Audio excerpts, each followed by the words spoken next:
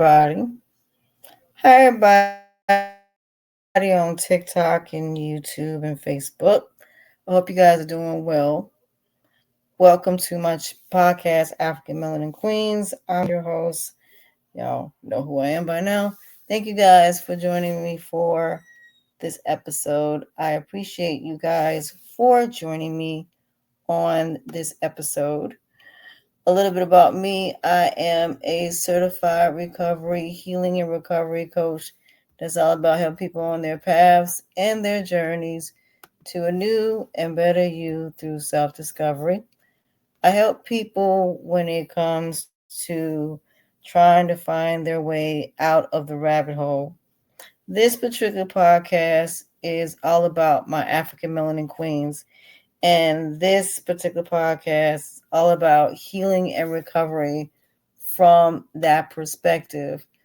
And I also have another channel that I was going to do this on, but I'm going to do something completely different. So right now it's just going to be on my Facebook channel because I feel like that I want to put it there.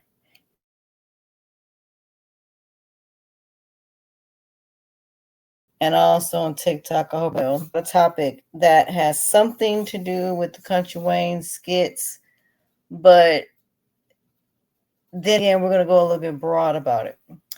Now, this particular podcast episode is Stop Measuring Your Worth Trying to Be Like Other Women.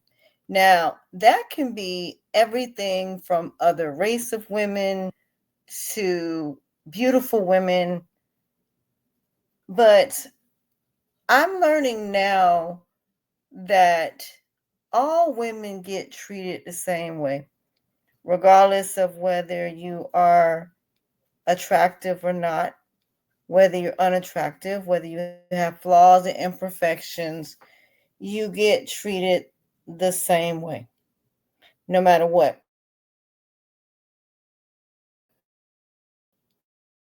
Decided to do something a little bit different. I'm not only going to discuss these Country Wayne skits, but there's going to be a topic that's going to be associated with it. So we're not just going to talk about these Country Wayne skits like everybody else does as far as panels. There is a topic. So the topic for today is stop measuring your worth trying to be like other women. Now, hi. The reason that I want to do this, and if anybody wants to come up and have this conversation, by all means, we can have it. Now, this is how my panel works. Understand you are live and understand you're going on a podcast, an actual podcast that I post every single week. Now, if there's anything that you need that you would like to promote, anything that you got going on, by all means, my audience will get to hear it. So this isn't just a regular TikTok. I'm an actual podcaster. And I'm actually doing my podcast live as we speak. So your voice will be heard by a lot of people. Just want to let you know that. So on this podcast, make sure that you're not echoing when you come up here. Make sure that there's no real loud backgrounds, and I'm going to try to tone down on the cursing. But if you slip, then that's completely fine. So I talk about these Country Wayne skits from a coaching perspective, a healing and recovery and addiction perspective. So today I'm going to focus on two particular parts of the Country Wayne skits. I'm going to focus on the Delicia and Shayla situation, and then I'm going to focus on Rolanda and Amber a little bit because of that scenario and a couple other scenarios like Bethany and certain things that I would like to discuss. So I'm going to start with Delicia. Now, the reason why, as far as you measuring your worth, trying to be like other women, I'm looking at these drop dead gorgeous women, all of them. Look at all these beautiful women. And to me, they're acting like they're unattractive women, far as mentality wise. And let me explain why I say that. because they talk about unattractive women when it comes to the desperation and the things that unattractive women would do to get a man, and the things that they will put up with because they're unattractive and it's hard for them to find another man that will accept them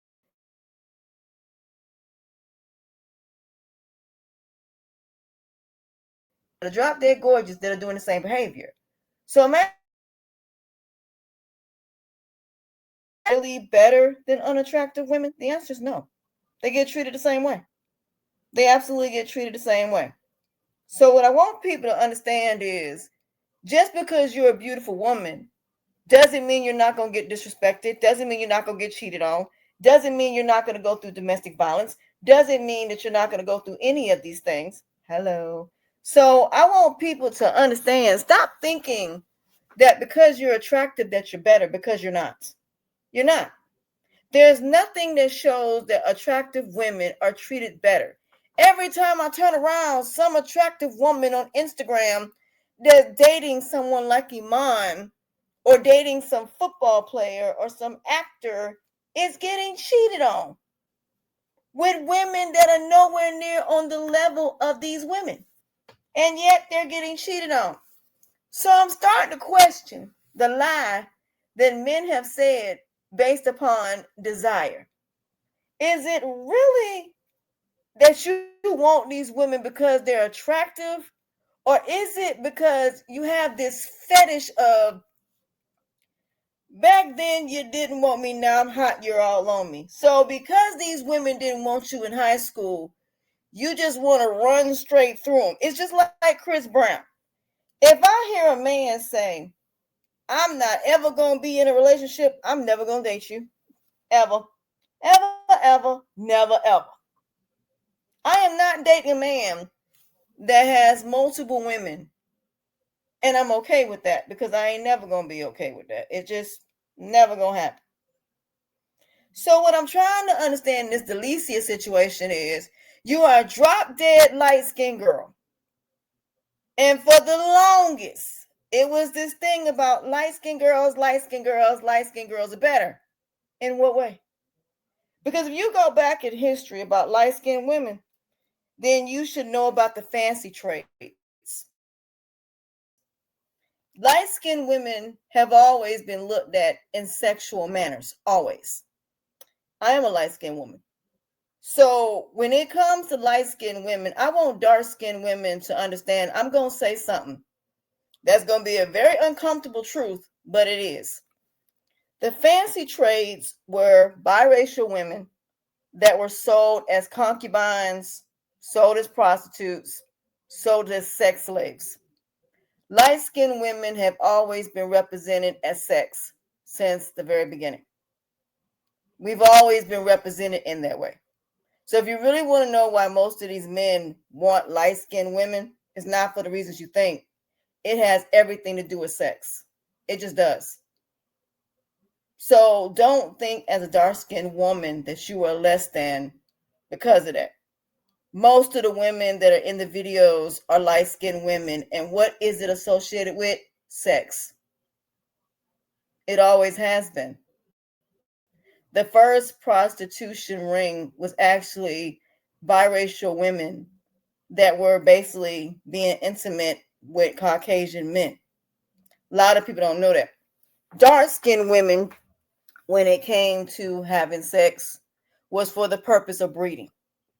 And the reason this is important is because I think there's this thing between dark-skinned women and light-skinned women. Both sets of women were disrespected when it came to sex in this country. And yet and still, we are still going through the same abuse and we're acting like this is okay. There's nothing okay about it. Nothing.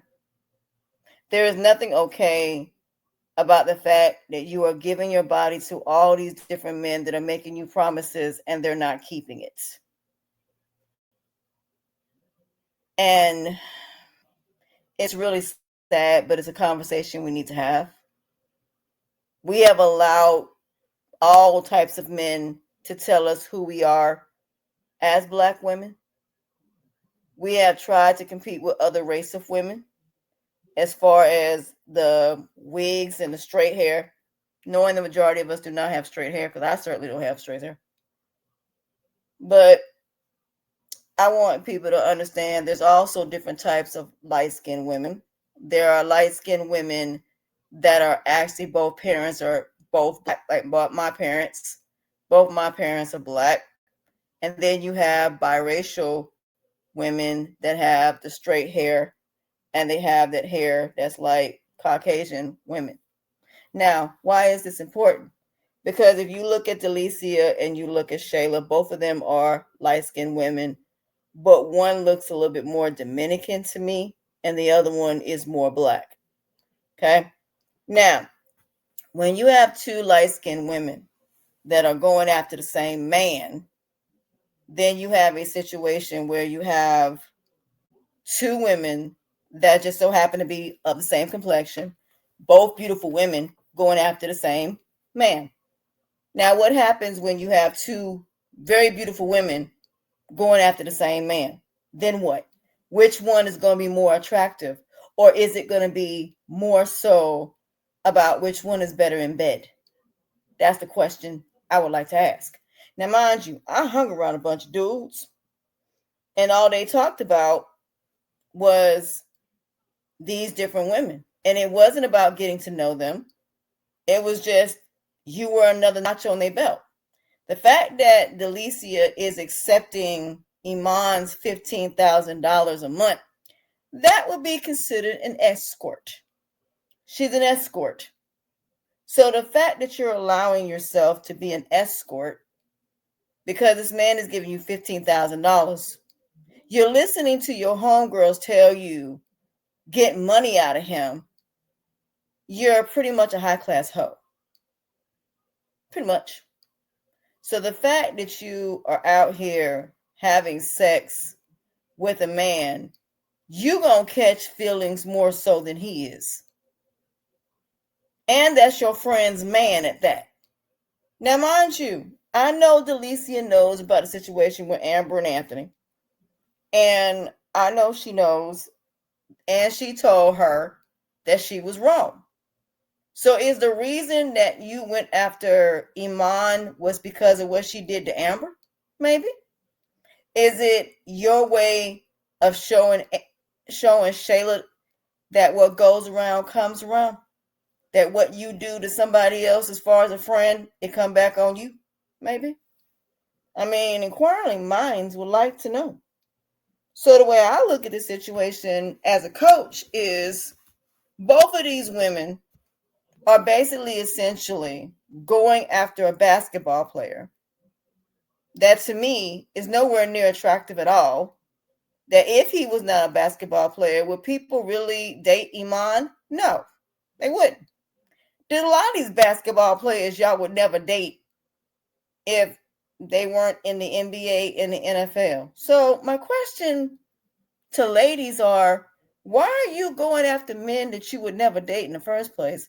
That you know once they get money, they're going to become hoes. Now, prime example of this is the passport bros. I just heard about a passport bro that right now is in Brazil, about to be in jail for messing with a six-year-old. Now, see, I've listened to these passport bros, and I've sat here and listened to them talk about black women, but yet you go into a whole nother country being a ho, doing the same thing to these girls overseas and running through them like these dudes like Chris Brown, Trey Songz, and all these different dudes. Okay? So, riddle me this.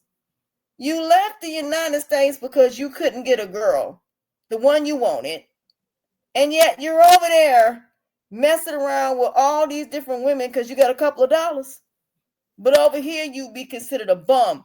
Why? Because the dollar, it has more value overseas than it does over here. So, of course, you can ho yourself over there and have sex with these different females and make them believe that you want to be with them because they're trying to come to the United States. They're trying to get a, passport. They're trying to get their green card. Well, I don't think that's going to be happening too much, because for the simple fact of the matter that, what's going on right now with Donald Trump and him sending people packing. So, yeah, I don't think people are going to be wanting to come to the United States at this point. But why does all of this apply? It applies because it doesn't matter as a black woman what you look like, the treatment will still be the same. It won't matter. So what Delicia is doing, she is pretty much being pretty much. So you're sitting up here and you're degrading yourself and disrespecting yourself and giving your body to a man that is messing with your friend, that is dating your friend, that is having sex with your friend, that is not leaving your friend alone, who went back to your friend even though he said he was not going to go back to her. He went back. So being that he went back, then please explain to me, why would you continue to mess with him? And what exactly type of payback are you getting? What payback are you getting exactly, Delicia? You out here being a side chick, being behind closed doors, and yet you let your friends convince you to go for the bag. But yet the woman that he's being seen with, the woman that he's going out with, ain't you. Matter of fact, it ain't even Shayla either. And for all we know, there might be a whole nother female that he dating and messing around with that we don't know about. Because the one thing about ballers, there's always a third. So the fact that you think that $15,000 is worth your JJ, you think that $15,000 is worth you being a side chick, I'm starting to question you at this point. You got a daughter, make it so bad. You have a little girl that basically, essentially, if you're trying to say that it'll be okay for your daughter to have an older man give her $15,000 to be his side chick. It's just like these women that go after married men, and they think because these dudes are giving them an apartment, because these dudes are paying for trips, that it's all good, but yet and still, you're not the main chick. You ain't the one that got the black card. You ain't the one who he's laying next to every night. You not the one that got his last name.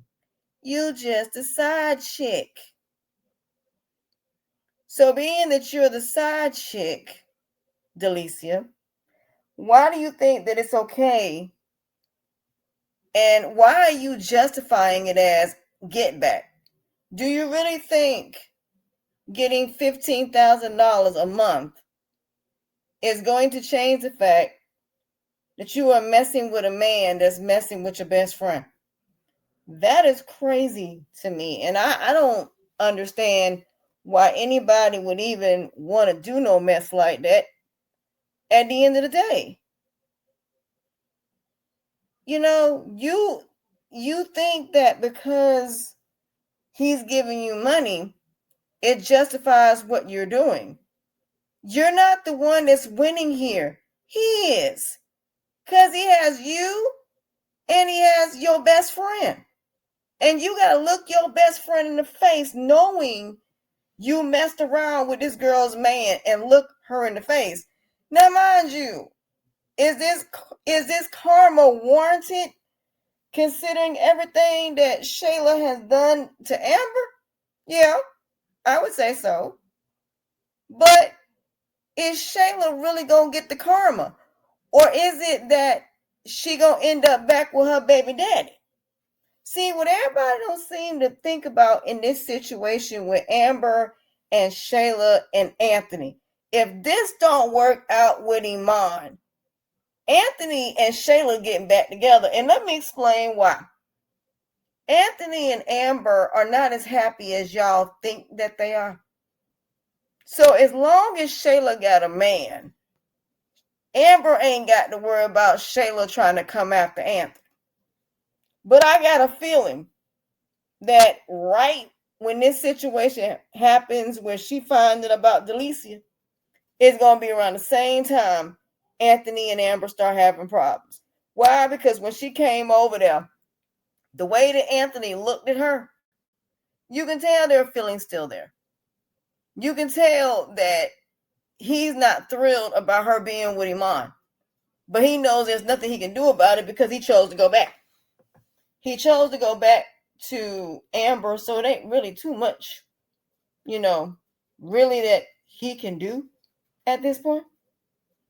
So the way I look at it is, if Iman and Shayla do not stay together, Anthony and Shayla getting back together. I promise you they're getting back together. And I say that because I think that's how it's going to happen. I really believe that if Iman and Shayla don't work, Anthony and Amber's marriage is going to be on the rocks. Because if you don't think that Anthony's not going to be there for her, if you think that he's not going to support her, if you think that something ain't going to happen between them two, if, God forbid, her and Iman break up, see, y'all talking about y'all want Amber and Anthony's relationship to work. Well, the only way that's going to work is if Shayla is in a relationship. But y'all want Shayla to get her payback so bad that you don't realize that if that happens, Shayla and Anthony will be back together and some of y'all going to be mad. And it's going to happen. So which one do you want? Do you want Shayla and Iman to work out so that way she won't be going after Anthony and Shayla won't get back together? Or do you want them to break up and then Anthony and Amber start having problems because Shayla is now single? Which one do you want? Because if anything, I would want Shayla and Iman to work out. Why? Because I wouldn't want him around my husband. Her around my husband. So now that Shayla has a new man, Amber doesn't have to worry about Shayla. But if Shayla is single and Shayla is by herself, then guess what that means? She gonna go for child support, and guess what that means? He gonna be paying for that mortgage for that house and child support. So then it's gonna be a situation where Shayla gonna fight for that man. So, like I said, y'all got what you wanted because y'all complained about it when that wasn't even the direction they were gonna go. Because Wayne said himself he was gonna let Shayla and Anthony be together, but y'all didn't want that. Well, Anthony and Amber still got problems. Anthony and Amber's relationship is still fragile. Anthony and Amber didn't stop going to counseling, which they shouldn't have, but they did. So if you think there are not cracks in their marriage, then let's not even forget about what happened with Rolanda and Wayne and the fact that he went behind their back, got that restaurant. And the only reason he did that was because of Amber. He did that because Amber was not thrilled about them getting that restaurant. So he did it for her, which I think is nice that he did it for her. But it's really effed up because Rolanda is the one that got the actual restaurant. Now, the reason that Rolanda, when it came to Kendrick apologizing, is because she's still pissed off about what Anthony did. She keeps trying to give Anthony the benefit of the doubt, and like Wayne told him, if you really think that man is going to trump his wife, no, that's not happening. So Rolanda need to accept the fact that if when it comes to Anthony and Amber, he gonna always choose Amber. Because that's the reason he did what he did, was because Amber was upset about losing bar 41. And so he decided to make amends, and to make up for that, he would go and get that restaurant. That's why he did it. But everybody talking about how he did Wayne and them wrong. But at the same time, he also did his wife wrong when he sold her bar. So he wanted to make amends. And that's all he should have said to Rolanda. The reason I did it was because I wanted to make up to Amber for what happened when it came to her losing her bar. Now, not to say that Rolanda and Wayne still couldn't have been involved, but you still should have told them. So in the end, you done mess things up, and now Wayne don't trust you. But then again, Wayne, Tamara had a point. You did that man dirty. You messed with that man's girlfriend who is now his wife. So I'm not surprised that he's going to stick it to you any chance he can. So if you think that man has not forgotten what you did, if you think that every chance he get, he's not going to make you suffer in some way, shape, or fashion, you a dummy, Wayne, if you think that's not the case. You and him shouldn't be doing business in the first place, considering what you did to that man, considering the fact that you slept with his girlfriend, now wife, while they were not only in a relationship, but also engaged into the wedding day. So if you think he's not going to try to get you back in some way, I think he's achieved that at this point. But Amber, the fact that you did try to defend him, is much appreciative. It does show that you really do love your husband, and that you really are trying to be down for him. So that's a good thing. But I love what he told her, that sometimes you ain't got to have an attitude, you ain't got to argue. Sometimes there's other ways to handle situations. Point blank period. And he is. Now, as far as the situation with Sarah is another example of what I'm talking about when I talk about pretty privilege. Sarah is a drop dead gorgeous woman, but she is her own worst disaster. You have no idea and no evidence that man cheated on you, but yet you assume because your hormones are all over the place. And I love how her sister checked her on that. You have no evidence whether he did what he did or not. Now, I'm not saying that he ain't wrong for having them dudes at the house, but at the same time, he ain't the one that brought them there. That's the first thing. Second of all, you in your feelings because you are pregnant. You're having a baby. Your emotions going to be all over the place. So it is only right that you're going to get mad every time he do something because of the fact your hormones are all over the place. But the fact that you're sitting up here on these podcasts in real life talking about all this different stuff that realistically you ain't going to live by once you get married, because you ain't. Because she always talks about how women need to submit to a man. And I'm not saying there's nothing wrong with being loyal and being faithful to a person. But when you start being stuck on stupid and being a fool, that's a whole nother conversation. When you are lowering yourself to build this person up just for them to dump you, then we have to have a whole conversation here. The fact that people are willing to lower themselves to the point of destruction, we have a whole nother conversation we need to have. Yeah, stupid and dumb. The fact that you're lowering yourself and trying to get somebody to love you that just told you they never wanted to be with you in the first place, that is a problem. So the first thing I would suggest is stop. If somebody tell you no, just say, okay, keep pushing. That's not your person. It should be that simple. If everything you've tried hasn't worked the first time, then it's time to move on to something or somebody else. So the fact that Sarah is all over the place because she's pregnant, that is what Brock need to understand, is she is pregnant. So her emotions are everywhere. And he needs to understand the only reason she's upset is because she's pregnant. And when you're pregnant, you don't exactly have the best logic when you are in your first trimester. You all over the place. Crying, angry, mad, all kinds of emotions. So Brock just need to understand that this is normal when somebody pregnant. It just is. Because you do have what's called pregnancy brain. Now, as far as back to Delicia. Back to that. Delicia. The fact that you feel like that you got to be a side chick, as beautiful as you are, you have a career. Shayla does not. She don't have a career.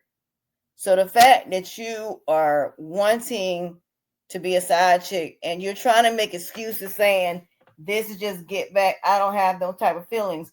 Yes, you do. Because the fact that you're so quickly to accept the fact that this man is making you a side chick, the fact that you're being a concubine and being a courtesan is crazy to me. I don't even understand why you would do it. The fact that you think that it is okay to sit around here and be the side chick to your homegirl's man is crazy to me. You are a drop dead gorgeous man, gorgeous girl. You met a dude that was in Africa that went shopping. But who are you thinking about? A man that is an ex-basketball player? You thinking about an ex basketball player, a basketball player that's doing podcasting, an ex basketball player that ain't making nowhere near the money that he used to make. And this is who you want to be a side chick for? Okay. Okay. So the fact that you let Lauren and Carly Red of all people, who can't keep a man to save her life, who's been married twice and couldn't even keep them. She couldn't even keep Young Jock. And you letting her give you advice? You letting Carly Red give you advice, telling you to continue to see him and get paid. She went through 2 divorces. So you won't sit up here and listen to Carly Red of all people, a woman that can't keep a man, a woman that Life Jennings didn't even want. Okay. And then Lauren looked like she is straight up now bitter, like some dude done did her dirty. So now she just being what, an escort? You know how them women get flown out in them escorts, if I'm not mistaken. So you got a girl that's telling you to act like your luggage is gone. A man that just took you shopping and you thinking about Iman, who Shayla just, I gotta be, now they're talking about I'm harassing. How am I harassing somebody? I'm talking about Kountry Wayne skits. Well, okay. Anyway, so I'm just really trying to understand. So TikTok, we're talking about Kountry Wayne skits. I'm not talking about nobody's character in real life.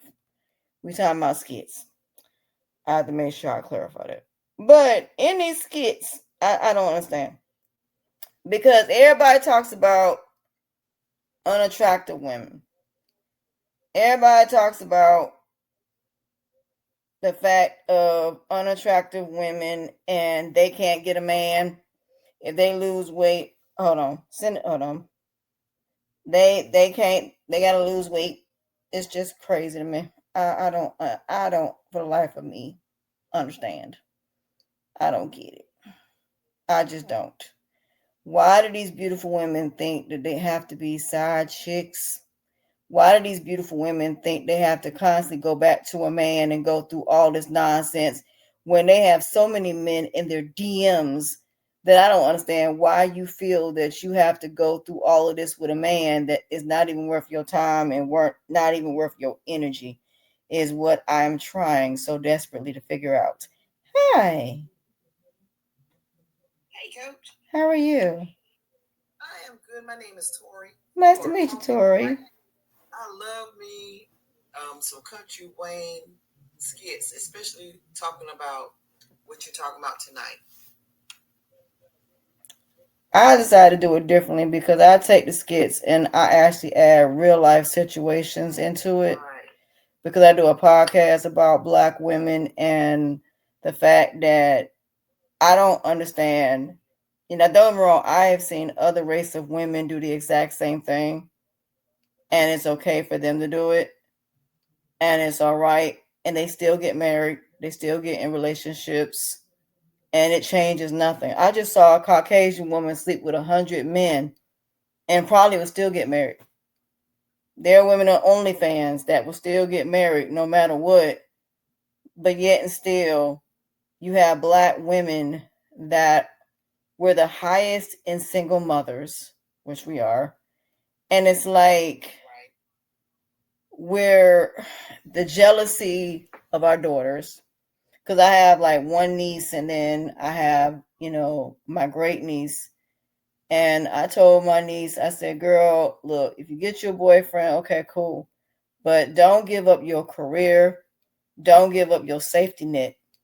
And a lot of women will give up their safety net to get to be with a man. And then when you get divorced, you don't even get half of what most most Caucasian women would get in child support. I saw Blake Griffin, I think his name was, basketball player. He had to pay his baby mama $250,000 a month in child support for 3 kids. Alex Rodriguez had to pay 300 and something thousand in child support, but yet Chris Brown only had to pay $4,900.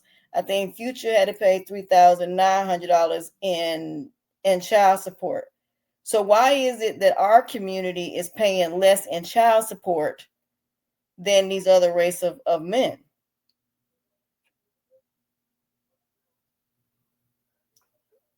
That's a question.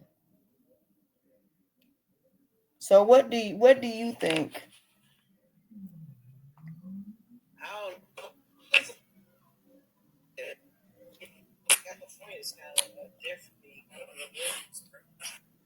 Wait a minute, your thing going in now. Say it again. According to look, I just looked at it and it said poor connection. I'm like, what in the world? So I'm holding it up in the air in my house Okay, I can hear you now. so I can keep a connection. Can you hear me? Yes. I might have to put my cell phone because this is on the tablet. But I totally understand what you're talking about. What was your question again about the child support? Okay. You got like Blake Griffin that pays $300,000 in child support for 3 kids. You got Alexander Rodriguez that was paying $300,000 in child support, but yet you got people like Chris Brown and Future that only paid $4,900 in child support a month. Why is it that our community is paying less in child support, but yet we're the one that has the most kids? Right. I don't understand that. I really don't. I really don't. Because I know exactly what I went through with my 2 girls. Their daddy was only allowed to pay $50 a month, Yeah. and we finally went to a court one time, and everybody else was getting like 300, 400. I mean, they was getting pennies. The females were getting pennies. Where I understand what you're talking about. I could be in class at college, and it's 2 or 3 white women that's getting paid over like $1,200 a month. Mm-hmm. Where I only got $50 and 2 girls. 2 girls. Exactly. And that's the thing. So when you have Is it people, is it the human worth or is it? I don't understand. I mean, I don't understand either. I've never understood it because it just seemed like they just feel like we don't deserve more. And what's even more crazy is like when I'm looking at the situation with Delicia and Shayla, the reason I'm irritated about it is because these are two beautiful black women beautiful back women. that can have any man in their DMs. Right. But you're chasing behind Iman, that's an ex basketball player that just got divorced by his wife. And he ain't all that attractive to me. I don't understand it, but he's got both of them wrapped around his finger. Eh, So, I can only sum it up to one thing, because, what is it? Shayla mom walked in on while he was exposed, waiting for Shayla. Yeah. Yeah. So, yeah, they defy. Well, yeah, there could be that. But see, my thing about the whole situation is I hear a lot of people on different platforms and they always saying they want Shayla to get her karma. And I said, well, Right. the only problem with that is if Iman and Shayla don't work, then guess who she going back to? Anthony. Anthony. And you saw today episode he said she looked nice. Wait a minute, I missed that one. Yeah, when she dropped the baby off and everything before she He said everything. flirted again. Huh? Because he flirted last time talking about he looking like you. Yeah, she said he was like, "You look nice today." He said, "You look really really nice today." So, like I said, people don't what people don't understand that won't Amber and Anthony together. Y'all better make sure that Shayla and Mom stay together because see, you got to make a choice to make in these skits. Do you want these two to stay together so Anthony and Amber can actually have a chance to make their marriage work, or do you want her to get her karma and she come back to Anthony? Right. I'm seeing that too because I'm like, okay, he's doing some foolishness. I mean, the mom caught up on it real quick. Angelina, she knew it. Mm-hmm. I seen it before she even said something. I'm like, wait a minute, homeboy. But I think he's in lust with her. I don't think he's in love with her. Yeah, yeah, it's possible. But I just feel like that when it comes to all of these people on these panels talking about they want her to get her karma, the issue I got with it is you can't have it both ways. You can't say, I want Shayla to have her karma, but I don't want Shayla and Anthony to get back. But I don't want Shayla and Anthony to get back together. I want Anthony and Amber to make it. Well, they're not going to make it if Shayla is single. They sure won't because Anthony wants her single. He wants her single. He wants her single. Yeah. Because they didn't have any problems when they were together. They didn't. It's just when they went to them counseling sessions, that's what went wrong in their relationship. It wasn't because they were having all these arguments. When they came back to Jamaica, everything was fine when they came back to Jamaica. It wasn't until he found out that he was going to lose his assets that he decided to go back. Yeah, that's true. Because if they said that he was not going to lose no assets and he wasn't going to lose up to 80% of his assets, he wouldn't have went back. He would have went through a divorce. Right. So in the end, everybody talking about something. Well, she was doing all this to him. That's because he was acting funny and trying to make it seem like she was stupid, like she wasn't catching on to the fact that something just didn't feel right. Right. When he started going to all them counseling sessions and all of a sudden he would start having an attitude with her for no reason, what did you think was going to happen? Right. She up here thinking that he going to counseling because he's trying to heal her heart, that he's going to counseling so that way they can go through with this divorce. And then she finds out she's being played. What do you think? How you think some woman gonna feel about that? When you promise me you gonna build a future with me, you promise me that you gonna, you telling me that you're doing all of this for this reason, and come to find out that's not even the real reason that you did it. Right. So I really don't really understand people's, philosophy or anything like that. So that's just the way that I see it personally. But, I just want people to understand that when I look at these Country Wayne skits, I play devil's advocate. I don't just look at it in one way or another way. I look at it full circle because I want a full picture before I start saying, well, this is this way, because it can flip any type of way. How you doing, Miss Lady at the bottom?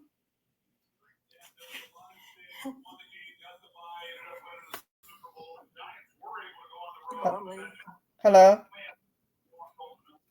So, like I said, when it comes to these skits, people say, well, they're not real life, but try being a counselor and you're hearing people talk about these same scenarios, though. Well, you know what? You made a valid point. I didn't even actually see it that way. Now that you said it, I'm like, wow, yeah. Because that Pandora box will open back up if she is not with Amon.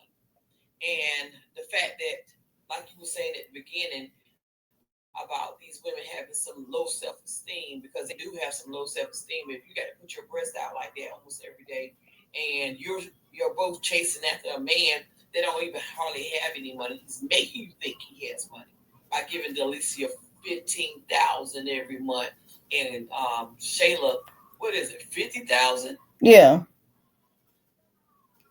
He's playing both of them. pretty much. He's treating both of them like a bunch of high class hoes, pretty much.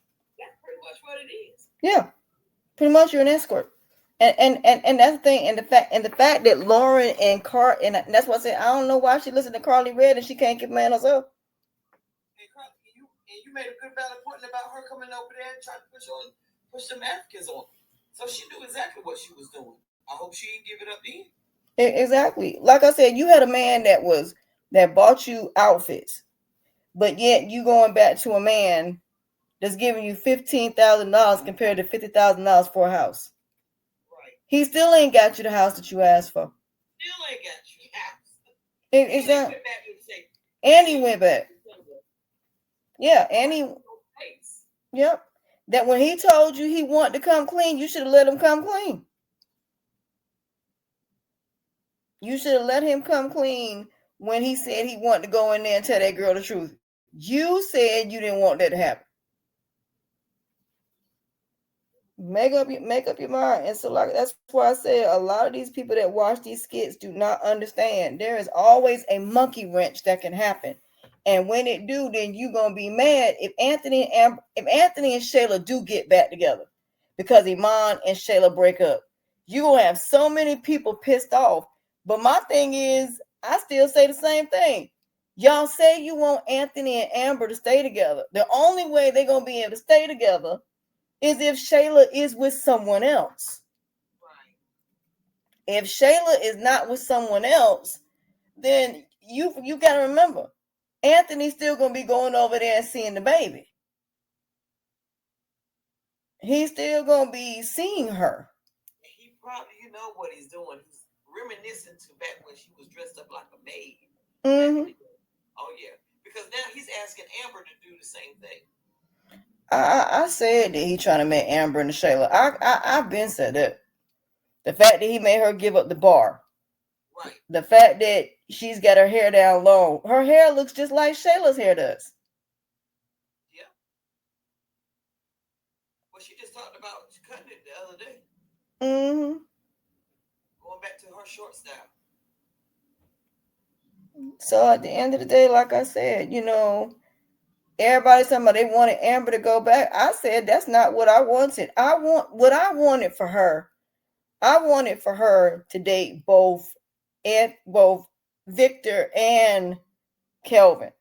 Get to know both of them. She didn't have to sleep with neither one of them, but she could have got to know both of them. What did she do? She brought him to the restaurant where Kelvin saw Victor. Right. Why would you do that? Why would you be that stupid to bring Victor there knowing Kelvin is there? And then what really irks my nerves about, and I keep telling people, they improv. And people are like, what do you mean? I said, there are no writers. All they do is, and I've seen the way they do the process on Instagram. Rolanda, whoever's directing, will tell them the scenario and they'll go over what they're gonna say and they just do the skit. That's how they do their skits. There are no writers. So that is the reason why you have really no endings and why there's so many different scenarios, because that's what skits are. They're a bunch of scenarios that you do, and they're not necessarily going to be in order. Now, if Wayne and them was going to do this the way everybody wants them to do it, then you're going to have to turn it into a soap opera, maybe. Right. It's in a way, it's kind of like a soap opera. Yeah, they're just not in no major order. It's just like when it came to that situation, and you know when it. That's why I didn't understand when they came back from Jamaica why it was that this happened the way it did. But that was because they don't go into a beginning, a middle, or an end. It's more so we do the skits as they go. We come up with things as they go, which is why like a lot like the Brittany is gone. We didn't even know Brittany was gone. The way they And ended the Noel I love situation, Brittany character. huh? I love Brittany character. She was very smart. Yeah, and see, I don't understand why they just don't replace the actual character. That's right. Why don't you just replace the character? If Because she's we've been all gone, right. put somebody in her place. Exactly. We've been all right. Mm-hmm. They could have put somebody in the place when it came to Ty, just like that situation. Instead of them having a situation where Ty and Rico finally got to confront each other about what happened, they just said he was dead. What about Noelle? They did the same thing with her. Yeah, even though she got fired, I still think that they could have replaced her with someone else Right. and kept it going. That just seemed so abrupt. And now he got a 16-year-old son. Like, what? Exactly. Where y'all taking this?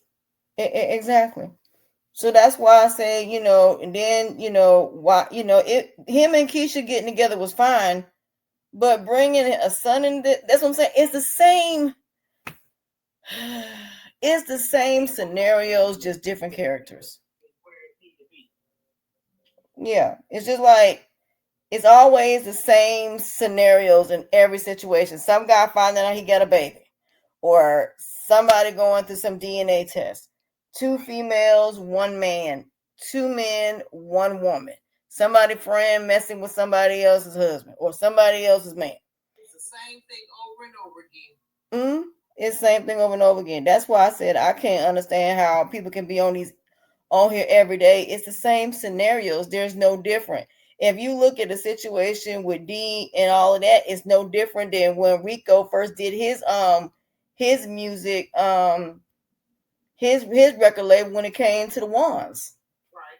So what's the difference between that and the situation with D and then Bishop? The same thing that it was with Trill. So it's like they don't have any other scenarios to go into, you know. They're not as creative as I thought they were. No, they're not. I can leave and not look at not a skit for a whole 2-3 weeks and come back and pick right up on it. Yeah, because it's the same scenario. It's just like with Chase and Maggie, and the fact that Maggie saw the car, you know.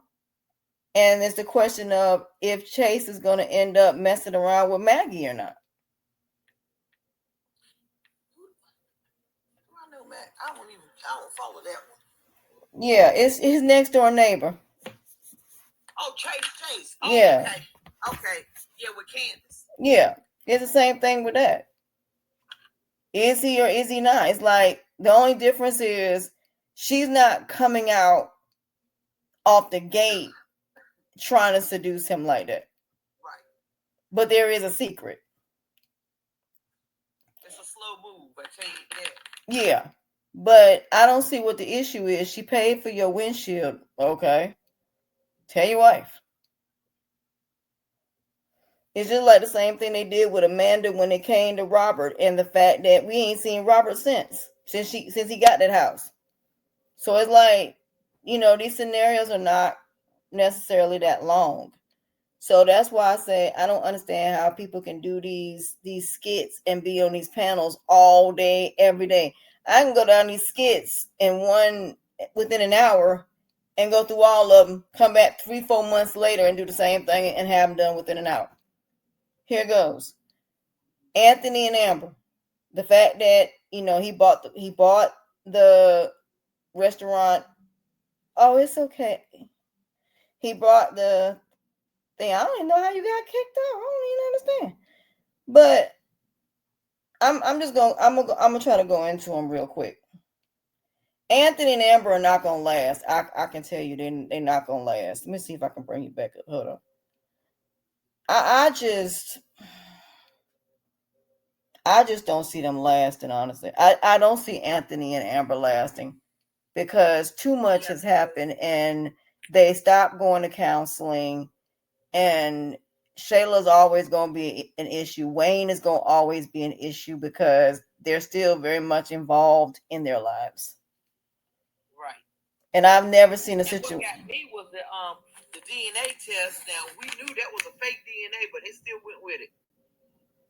Yeah, but that's his baby though. But the fact that he's still doing now in the real world, ain't no way in the world a man gonna still do business with another man knowing he slept with his wife. Right. We know that's not gonna happen. But yet that's what's going on. It's just like with Bethany and Larry. The fact that she her see, in the beginning when I first met Larry and the way he defended Bethany, I said it's only gonna be a matter of time before he finally starts seeing Bethany the way everybody else see Bethany. Because the way she acted when she was at that building is no different than she's acting now when it comes to his baby mamas, when it comes to Brooke. Because she's even treating Brooke differently now since Shara has been home. Right. Now, I do appreciate the fact that he did tell Brooke the real reason they broke up. But, Shara is not doing anything to try to get Larry back. She hasn't been disrespectful. She ain't done none of that. But yet and still, Bethany, being Bethany, she thinks because of that privilege that she can talk to people any kind of way and get away with it. So, like I said, I just think it's only a matter of time before they get divorced. I don't see them lasting at this point. Because, like I said, if you sit here arguing every single day, y'all have these much issues every time the family get around each other, your family don't like her, then we have a very serious problem. So I can't put all of this on Larry. I can't because, like I said, They're always fussing. yeah, they always fussing all the time. And I think it started when she lost that building. Always, every time I turn it on. Yeah, she lost. This started happening when she lost that building. That's when all of this started happening. She got too much time on her hands. Right. And then you got now see, I love Parker. Parker told her family we're gonna have some non-negotiables. This how it's gonna be. Y'all need to start acting the way y'all acting. And everybody thought it was wrong what Parker did. I don't think so because Flawless been bringing all these different men around that child, and she is tired of both her parents. Huh? I'm sorry. Go ahead. All them different men. I'm on that one. Yeah, she been bringing all these different men around that little girl, and then but Phil ain't no better because he keep bringing different women around her. So both of them keep bringing all these different people around this poor baby, and then if something happened to her, then it's gonna be, well, and this happens in real life, and that's why I say if you don't have somebody that come on these platforms and say this stuff happens in real life, there are a lot of girls right now doing this now, and their children are being messed with, abused.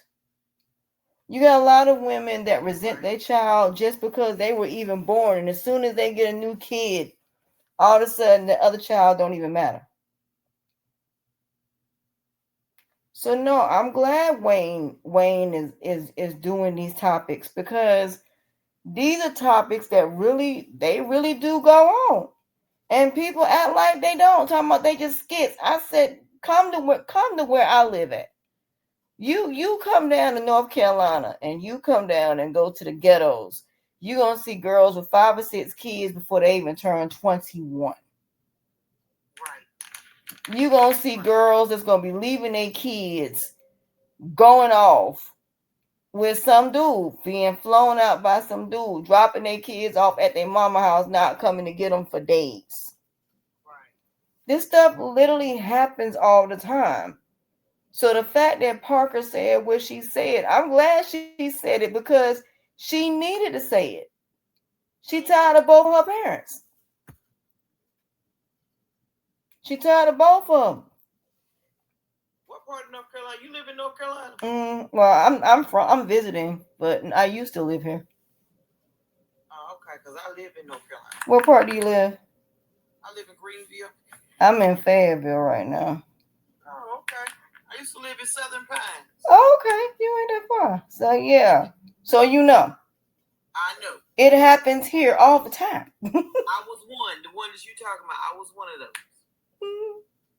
Honey used to go to Broad Street in South Beach every Wednesday night and Saturday night for nickel night, and used to get drunk. Them was the days back then. Back then, clubs used to be something. You can go and pay $1 and pay $5 and get dollar drinks. Now you can't do that no more. No, that's hey. You know, get in there before 11 o'clock free. Ladies get in free. Now they make it more so about the men more so than about the women. And I mean, nowadays they just stand around. They just stand around. I stayed out in the clubs. I'm originally from Newburgh, North Carolina. Okay. And so, honey, I stayed out there from Wednesday to Sunday. You know, Yeah. meeting everybody. Yeah, we used to I go was to getting pregnant sometimes. yeah, we used to go to Magic City right after we left South Beach. We would go to Magic City or we go to the strip club until they open and then we would go into the club. Like I said, it was to the point where you would get so toe up because like I said, we used to have nickel night. We used to have dollar drinks. And even though they had not that expensive liquor, you still would be drunk out your mind. Right. So it ain't the same. It ain't the same as it used to be. Down now. Huh? It's one of those drinks down now. Yeah, they do. And then the crazy part is now they nitpick who can go in the club and who can't. Back then it didn't even matter. If you had money, you could go in the club. Now if you don't look a certain way, you don't present yourself a certain way, that you can't even get in the club. And I'm like, that's ridiculous. I said if it gets to the point like that, I ain't going. Oh, they doing that like standing outside and they judging them like how they dress and stuff like that. There was a girl that went to the club, and there was like four of them, and two of them were overweight. Told them they couldn't get in the club because they were overweight. What? But then one girl could go in there because she fit the aesthetic. So if you don't fit a certain aesthetic in Miami, they ain't even letting you in the club at all. It's changed because, like I said, when we went to the club, it didn't matter whether you were a big girl, small girl. It didn't matter. You just came, you went to the club, and you had a great time. And it was about females. That's what brought all the dudes to the club. Was because it was females. Now, If it's all females, I do a U-turn so quick. hmm and now it's like just a bunch of dudes, and I'm like, when did it become about the men going to the club? Right. I'm like, when did that happen? It's like it just like did a complete and utter switch. Because I've never seen anything where men that it's just like I saw one video where this girl was talking about they had this thing where they were doing like the singles thing. I forgot where it was in Florida, but um, they said no dudes showed up. So all these women were all dressed up, going thinking they were going to do speed dating, and they didn't show up. Oh, Because a lot of these guys already have a female. You know, they said it's 9 women to 1 man. yeah. It probably don't now. That was 7 years ago. It's probably about 15 women to 1 man. Well, yeah, but that's because majority of them sitting in jail or dead somewhere or hooked on drugs or broke. So of course you're gonna have 15 to 1 if you only got a small percentage of men that actually got themselves together. Right. I think that's kind of where the problem is, and I think men are using that because if you look at all the scenarios, there are a lot of men sitting in prison. And then the crazy part is I've seen girls that these men get out of prison, and I tell females, I would never, when a man first get out of prison, date him because you just a seat filler, because as soon as that man get out and he gets to moving around, he gonna end up meeting other females and he ain't gonna do nothing but kick you to the curb. All day. All day. We've seen this happen on Love and Lockup all the time. Right. Then you have all the black men that are now dead. So that takes away some of them. So of course it's gonna be 15 to 1 if you only got 0.1% that actually are multimillionaires and multi-billion. And well, no, we don't have any multi-billionaires, but that are multi-millionaires and billionaires. You only have a 1 to 5%. So I'm not surprised that Chris Brown and them can have 3 or 4 or 5 or 6 different females, because it ain't nothing but a small percentage of them. Especially men that are, like a Morris Chestnut, drop dead gorgeous, very well spoken, very successful, you know, that type of thing. Lorenz Tate, but they're married. And Morris Chestnut wife said she ain't sharing her husband. I don't blame him. I wouldn't share my husband. You've been with that fool for a long time. 25 years. So yeah, she ain't sharing her husband. She love that man. So, but yeah, I mean, but when it come down to these scenarios and stuff, and these Country Wayne skits, they're pretty much the same. There's nothing really different between them, honestly.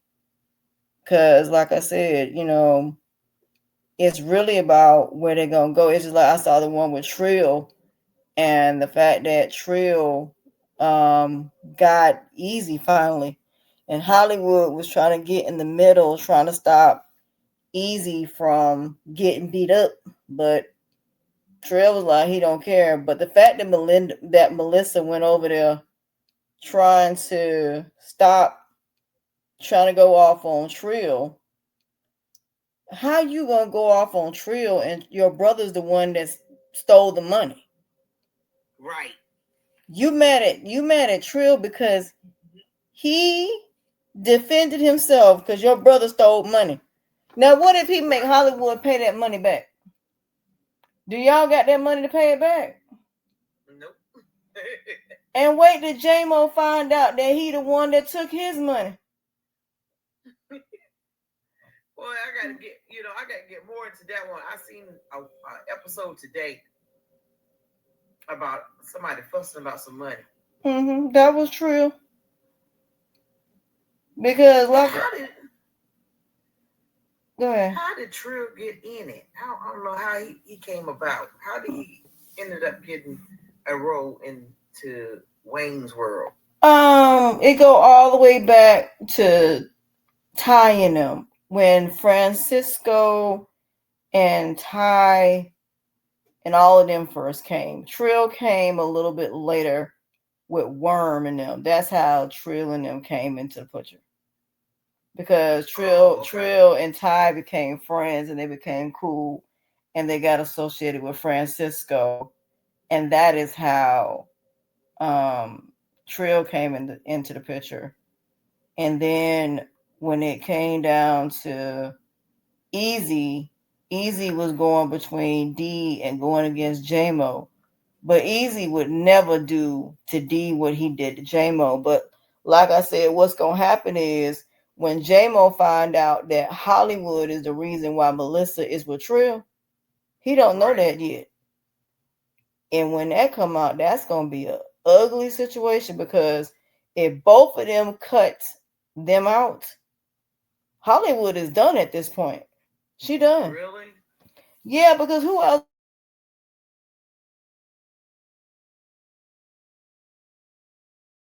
gonna pay her bills? Who else gonna pay her bills? Acting funny towards Trish back. But see, what don't make sense to me is you just went to jail for drugs, but you coming back out like you ain't done nothing. Like you didn't snitch on somebody to get out of jail. To get out of the jail. Yeah. What did you do to get out of jail? They ain't found that out, have they? Okay. No. So J-Mo talking about, see, the thing about it is J-Mo sitting up there worrying about Ernestine, messing around with Trill's baby mama. Ernestine got stood up the other night. She did. Because I think he suspects something going on between her and Trey, because her best friend came over there talking about he's been acting distant. That's getting ready to come out. That is getting ready to getting ready to come out. Ready to unfold. That's getting ready. It's gonna. I gotta pull up on the recent because I ain't seen it since yesterday morning. Um, oh yeah, this morning, really, excuse me, this morning when I seen Delicia and what's his name, Amon. Mm-hmm. And then That's the only skit. her That's the friends only came over skit I there. was able. I ain't even seen her. Yeah, her friends came over there, and the one that went with them, the light skinned girl with the long hair, black hair, she went Oh, with off the on black him. hair. Yeah, she went off on Iman talking about you want a poly relationship. That's what he does. That's what he doing. Pretty much. That's But it. Delicia had him call Shayla. She should have went on and told him to keep going, but she told him to stop. Mm-hmm. Yeah. I would have been sat right there to see what the end was going to be. Mm-hmm. And you looking that girl in the face and knowing you messing with that man, girl, Living you in her house. and living in her house, you bold. The house that he helped her pay for, Hello. girl, you And bold. he still ain't got your. He still ain't got yours. Exactly. Cause she still ain't So asked nothing else about that house. She still ain't said nothing about it. she ain't said nothing about it. Mm-mm. And I wonder what Tamara gonna do when she find out that Wayne knew about it. Knew about those two. Mm-hmm. Nothing. Because she getting paid $30,000 a month. Well, yeah, she is getting paid a lot of money, but that friend of hers is gonna be a problem. She Oh, don't. Chantal. Mm-hmm. Mm-hmm. Cause she don't like Wayne. She really don't. She think Wayne got too many kids and that he still got feelings for his baby mamas. And she keep bringing her around too. Mm-hmm. But I wouldn't. I don't mean no harm, but a man pays me 30,000. I ain't going nowhere either. That part. I don't care if he's sleeping on the what they call it, the co-parenting couch. All of them, I wouldn't care. I'll sit right there with him. Hey, girl, Mm-hmm. Exactly. how you 30,000 a month? Shoot. And he gave me a car. And he gave me a G. Girl, what is it? G wagon. Mm-hmm. I will sit right on the couch with him. I wouldn't sit there and say nothing. My homegirl getting a G wagon, get paid Uh, $35,000 a month. Long as he ain't putting anytime his, I, yeah, girl, I wouldn't care. long as he ain't cheating and putting his hands on. I wouldn't care. I'm just like Tamara. I ain't saying nothing. Exactly. Cause what exactly he didn't give her that much money. Nope. He ain't giving nowhere near that much money. She's even contemplating letting the daggone dance studio go. I wouldn't leave. I wouldn't. I wouldn't do that. But my thing is, you better rack and stack them. That part. If you ain't got no bills to pay, you living in a nice mansion-looking house. Yeah. Exactly. At the end of Rack the, them up, boo. exactly, that $35,000 and put that money in the bank somewhere, let it sit. And buy you a house. Exactly. Buy you a house. Honey, travel, enjoy your life with $35,000. Hello. I wouldn't care. I would not care. So Exactly. Chantal can tell her everything, but I don't think Chantal knows that she's getting paid $30,000 a No, month. she don't know. Okay, that's what I Mm-mm. thought. Yeah, because she told Denicia to go out with Wayne's brother. I'm like, no, no, because That was funny to me. no, he gonna be another. What's his name? He gonna be another Iman. No. Who right off? Yeah, he gonna be another one of them dudes that's gonna get her because she's beautiful and use her and suck the life out of her because she a drop dead gorgeous female and then dump her for somebody Right. else. Cause like I say, most of these females are the ones that upgrade these men to get with these other type of females anyway. Right. You ain't doing nothing but upgrade. You ain't doing nothing but upgrading these men for the women they actually do want. That they Well, probably that was would have funny never to me. got. That was funny to me when they was out there parking their cars. Yeah, it's $100. So yeah, he ain't got the money that Wayne got, and you certainly ain't getting no $35,000 a month out that man. Mm-mm. Mm, No, ma'am. you ain't getting half of that. So no. But like I said, what do you mean? Should she just go out with him? Just say she went out with him? Just say that she did? Yeah, she's probably going out on a date with him. I think Momo. She's asking I can't Momo to go on a double date. I can't wait to see what restaurant they're gonna go to because you know he ain't got no money. No. You know he don't have no money. That's gonna be interesting to see what he gonna come up with. He probably gonna ask Wayne to help him out, so it'll make it seem. I don't know. Wayne is kind of stingy with his money too when it comes down to his family. He is. His brothers. Now, I ain't talking about the baby mamas and stuff like that because he making sure that they have all his baby mamas look nice with brand new hair wigs and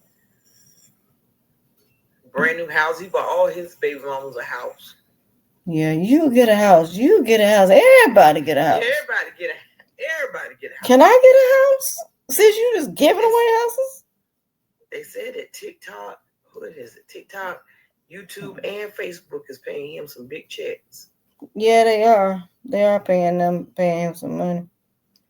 They are. Huge checks. You think that Elena is gonna leave T Hustle for Rico? I don't even follow that one. Okay, this is what's going on. We all know that Sonny's sister passed away because Elena was messing around with T Hustle. We all know that. Okay. Well, now they're in a full-fledged relationship now. And Sonny is trying to get Elena away from T Hustle, so she wants her to spend more time with Rico. So her and Rico been spending some time together. And Rico finally told. Didn't she slap her the other day? Yeah. What in the world? Yeah. Mm-hmm. I'm sorry. You better be glad she's pregnant, boy. I tell you. That's the same thing Elena said. You're lucky you're pregnant. Because right. That's probably the only reason that she didn't do anything. So, but yeah, she's supposed to be going out with Rico, and then Dominique got that lady with the gray hair fired. Mm-hmm. Got her fired today, talking about they found the bra, so now she's talking about you doing inappropriate behavior while you on the job. What? And I'm just sitting there like, Greg, you slept with that woman. You was paying that woman's bills, and now that you done got the cookie, now you mad because she left her bra there as a reminder.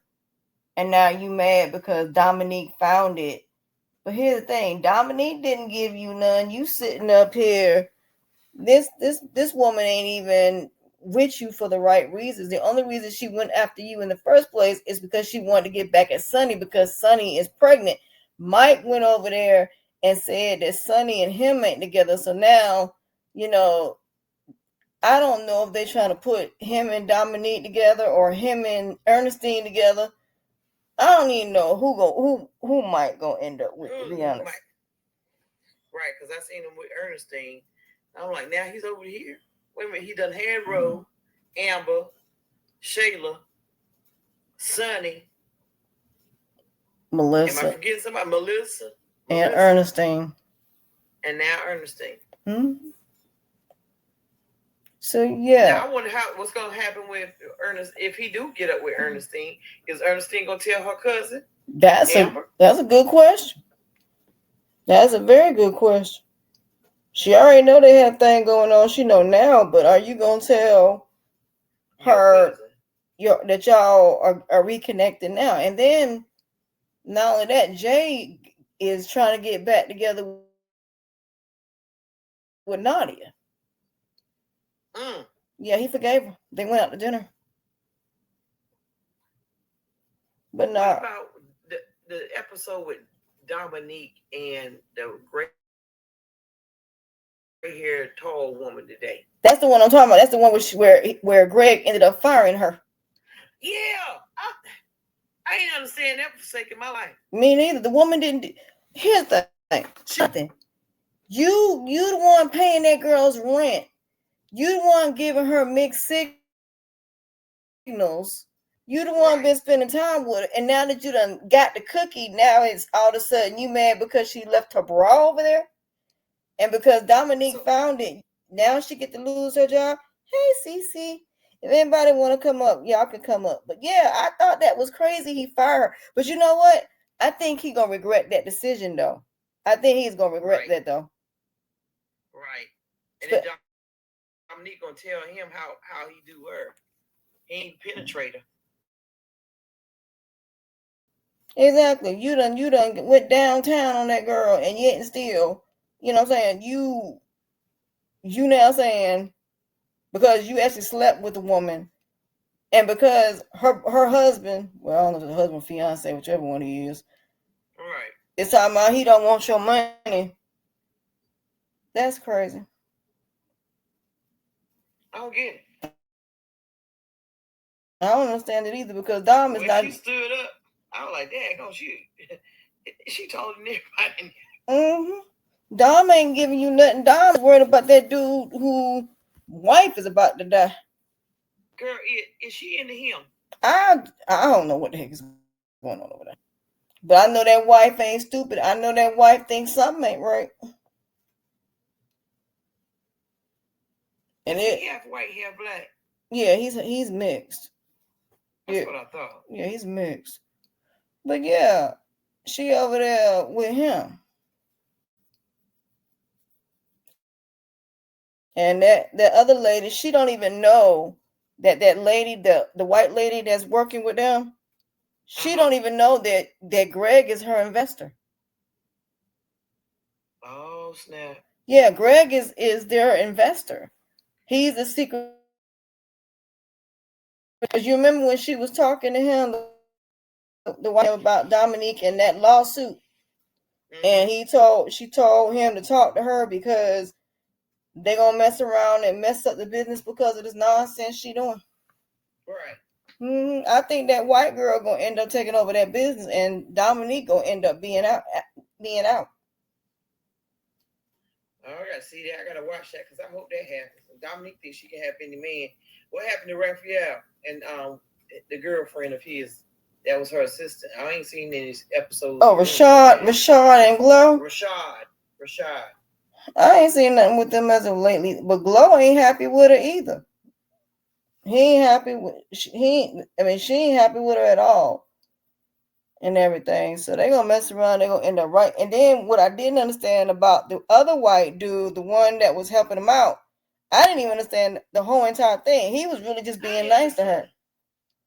I didn't understand him. I didn't understand that skit. I didn't understand it either because it didn't make sense because he seemed like a really nice, really nice guy.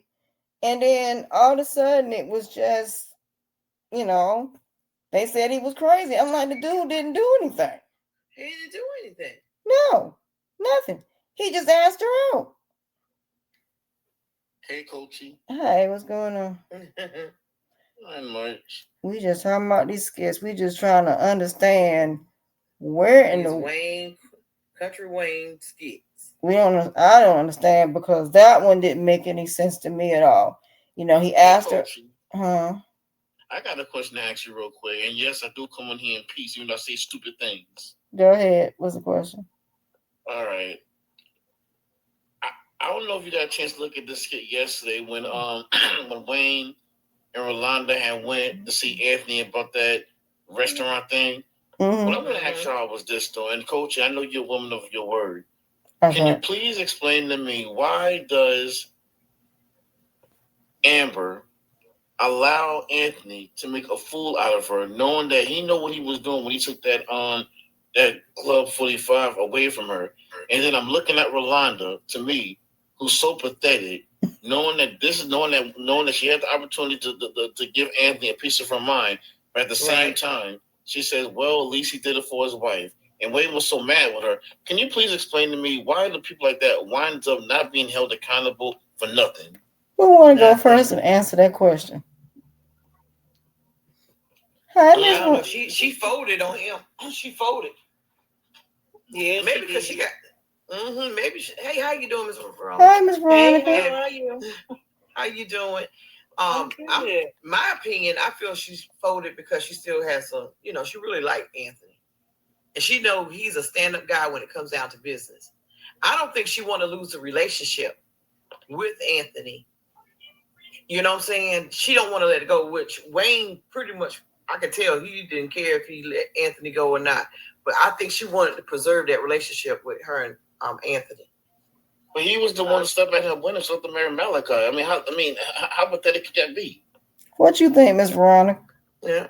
I think the same thing. I mean, after going back, looking at it again, and understanding what Rolanda is saying, I mean, she kind of don't want to,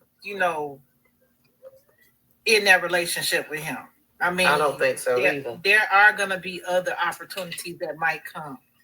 And let's just hope Anthony was truly genuine when he said, I'm doing this for my wife. Right. That's a lie. I think no. I think he is. Let's just hope. I mean, this is we've all heard several people say on other different lives that this is the year for Amber. So let's see if this is her year. She said Amber said she's gonna win. So let's just see. If I know Wayne's right, and that will never happen. Can I throw a monkey wrench though? Because I'm gonna play devil's advocate. Because I've been on some of the panels y'all been on, and I've heard people say they want Shayla to get her karma. And I said earlier, I don't think y'all want her to do that. Because here's the thing: if Shayla loses Iman, do you not think that's not gonna cause problems between Anthony and Amber? Well, okay. Let me say this. I don't think they're gonna ever give Shayla her karma. No, I don't think so. The reason why I'm saying that is because they're gonna always keep Shayla with a man. Right. So, with that being said, even if Iman leaves her, they're gonna bring someone else in to be with Shayla. May it be another ball player, may it be an African prince, may it be I don't know. It could be anybody. But at the same time, it could even be Chad. They could circle back to Chad. Well, yeah. And it's all about how she do stuff. Yeah, we gonna see a crash out, but her karma, no. I'm trying to tell people, Miss Coachy, I said to myself that, let me tell you something. Wayne has said in an interview that Shayla is one of his favorite, which is all you need to know. But I remember Wayne, I think Wayne had told, I know when him and Andy had that conversation a while back, a couple of skits, and the first thing that Wayne had told Anthony that Shayla is a savage and she's an underdog. And if you understand what an underdog is, when people don't think the underdog can win, the underdog winds up coming out surprising everybody. So I've always said that as long as Shayla is doing what she can to keep Wayne's ratings up, he's going to continue to give her a pass. See, that's why what I always tell this to a lot of people is this. I don't think, like Wayne had told Iman, he told Iman, he said, you know what, you better leave Shayla. No, because Shayla's crazy, but Iman didn't listen. So I think that Iman is pretty much playing a dangerous game. Because check this out. He was over here with Alicia earlier. Alicia came to his house. He was trying to do everything he can to her. The next thing, though, he leaves Alicia, saying he got to go handle some business. He goes over to Shayla's house. Shayla got this spa woman right there waiting to give him a massage. And he was like he was in another world. So I've always said that, you really can't have, it's like my grandmother said, you can't have your cake and eat it too. It's either one or the other. So I still say that he's pretty much playing both of them. And see, that's what drives me nuts when people will say, if Shayla catches Iman and Alicia together, she's going to flip out. It's not going to happen though, because remember, Alicia had caught Shayla with Iman when Iman had caught her in that room when he was up at Wayne's house. So there's no comedy there. So he's pretty much playing both of them. He's enjoying it. The thing about that is she didn't catch them together. She knew he was going to Wayne's house. Right. She didn't know that Shayla was gonna be there. So at the same time, it's like, okay, you come home, you get over there, and now you feel stupid because now you done told her, oh, well, yeah, she did know. Shayla did. I'm sorry, I take that back. Shayla did tell Delicia she was coming to LA. So, but Shayla was, how can I put it? She's immature. Very. Um, she thinks she's entitled. She has a spirit of entitlement on her. And she just feels that she's entitled to everything. Hello. Hey, King Bess. If you want to come up, I'll send you a request. You want to come up? Had she not been with Iman, she'd have still been trying to be with Anthony. And that's what Coach was saying. And see, that's what I'm saying. If and because everybody don't understand, Wayne originally was going to have Shayla and Anthony be together, but everybody complained about it. So he put Anthony and Amber back together. And what people don't know is you can't have it both ways where you want Shayla to have her karma. And then Anthony's telling Shayla today, you look nice, you look good. You know. That whole thing about her looking good today, I just think she took it overboard. Like, I had to look good for my man.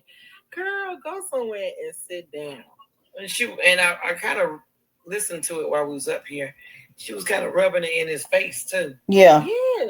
Like, just stop. Like she don't. Okay, I'm not an Amber fan, but don't get me wrong. Amber has her own clothing line, and Amber looks really, really nice in her clothes. Some of the stuff I've seen, like that green leather suit, I didn't too much care for, but you know, most of her stuff that she wears is really nice. The sweater that she had on yesterday with the hat, and that old boy said it looked like a mop. Yeah, it looked like a mop or a big old bath rug or something. You know, that was a nice sweater. Amber's bringing back a lot of styles that used to be out. Mm-hmm. So they're only going. The style is only coming back around, but Amber looks really nice in her clothes. Now, Shayla, on the other hand, she looked like she done went to Fashion Nova. City she looked like she shopped at Temu. You know, she looked like she done went through the catalog and got all they stuff. And that butt pad that she had on today, you could tell. You could see. You think it's a butt pad? I think she got a BBL. No. She looked like she got a butt pad. That's a butt pad. Hello, ladies. Hello, how are you? Nice meeting you. Nice meeting you. I just follow you, ladies. What? Say it again. I said follow you. Oh, thank you. But yeah, but see, that's what I'm saying. I tell people you can't have it both ways where you want Shayla to get a karma, but yet you want Amber and Anthony to survive. Because every time we turn around, they're having arguments. And Shayla, if it ain't Shayla, it's the situation with Wayne. And y'all can't have it both ways with the two people that y'all basically messed around on. Y'all are basically essentially, they're still very much a part of your life. And in the real world, we all know a man would never still do business with another man that messed with his wife. We all know that. Right. So what I got from that conversation is the fact that I really believe that Anthony is eventually going to cut ties with Wayne. I just see it coming. Well, no, it's not going. He's not going. I don't think Anthony's going to cut ties. I think the way how they do business is going to get a little bit more scrutinized. Well, yeah. They're going to scrutinize how they do business with him. Yeah, and I don't think it's going to be a cutting of the tie. I don't think it's going to be a cutting of the ways. I just think it's going to be a little bit more scrutiny that's going to be there. Because, like he said, a snake out snaked a snake. Yeah. So you gonna be a little bit more careful, and you gonna scrutinize everything that he's doing. I agree. That's how I look at it. I don't think the business is gonna be severed because that's his boy. Because the only reason I say that is because, there's no way I can look at you knowing you slept with my wife. I just can't. I could never do business with somebody that could go behind my back, because if you can mess with my wife, there's no telling what other shady things you could do. And the only reason, at the same time, and Coach, I don't mean to cut you off on that one. They weren't married at that time. To me, it don't make a difference. And the reason I say that is because for me, negative is negative. I don't care when you did it. I don't care if it's before or after. The point is that the reason I say before the marriage is worse because you went into it bringing all the chaos that came after the fact. Because sometimes even if somebody don't know that you committed infidelity, that don't mean that karma's not going to come back in the marriage.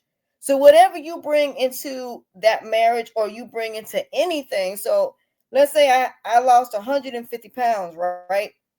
But yet I'm still the same insecure person that I was when I lost 150 pounds. So if I don't change my mindset of the past person that I am, then the new version of me is still going to do the same behavior. It's just going to bring that same chaos into it. So if you're going to be a new person, then you got to leave all of that behind. You got to leave all your past, your family, all of that behind, because if you don't, it's going to carry no matter where you go.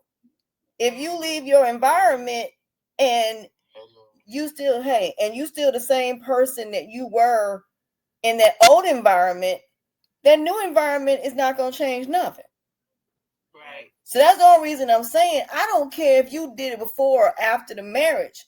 But when you cheated the day of the marriage, you pretty much brought adultery into your marriage because you did infidelity before the marriage.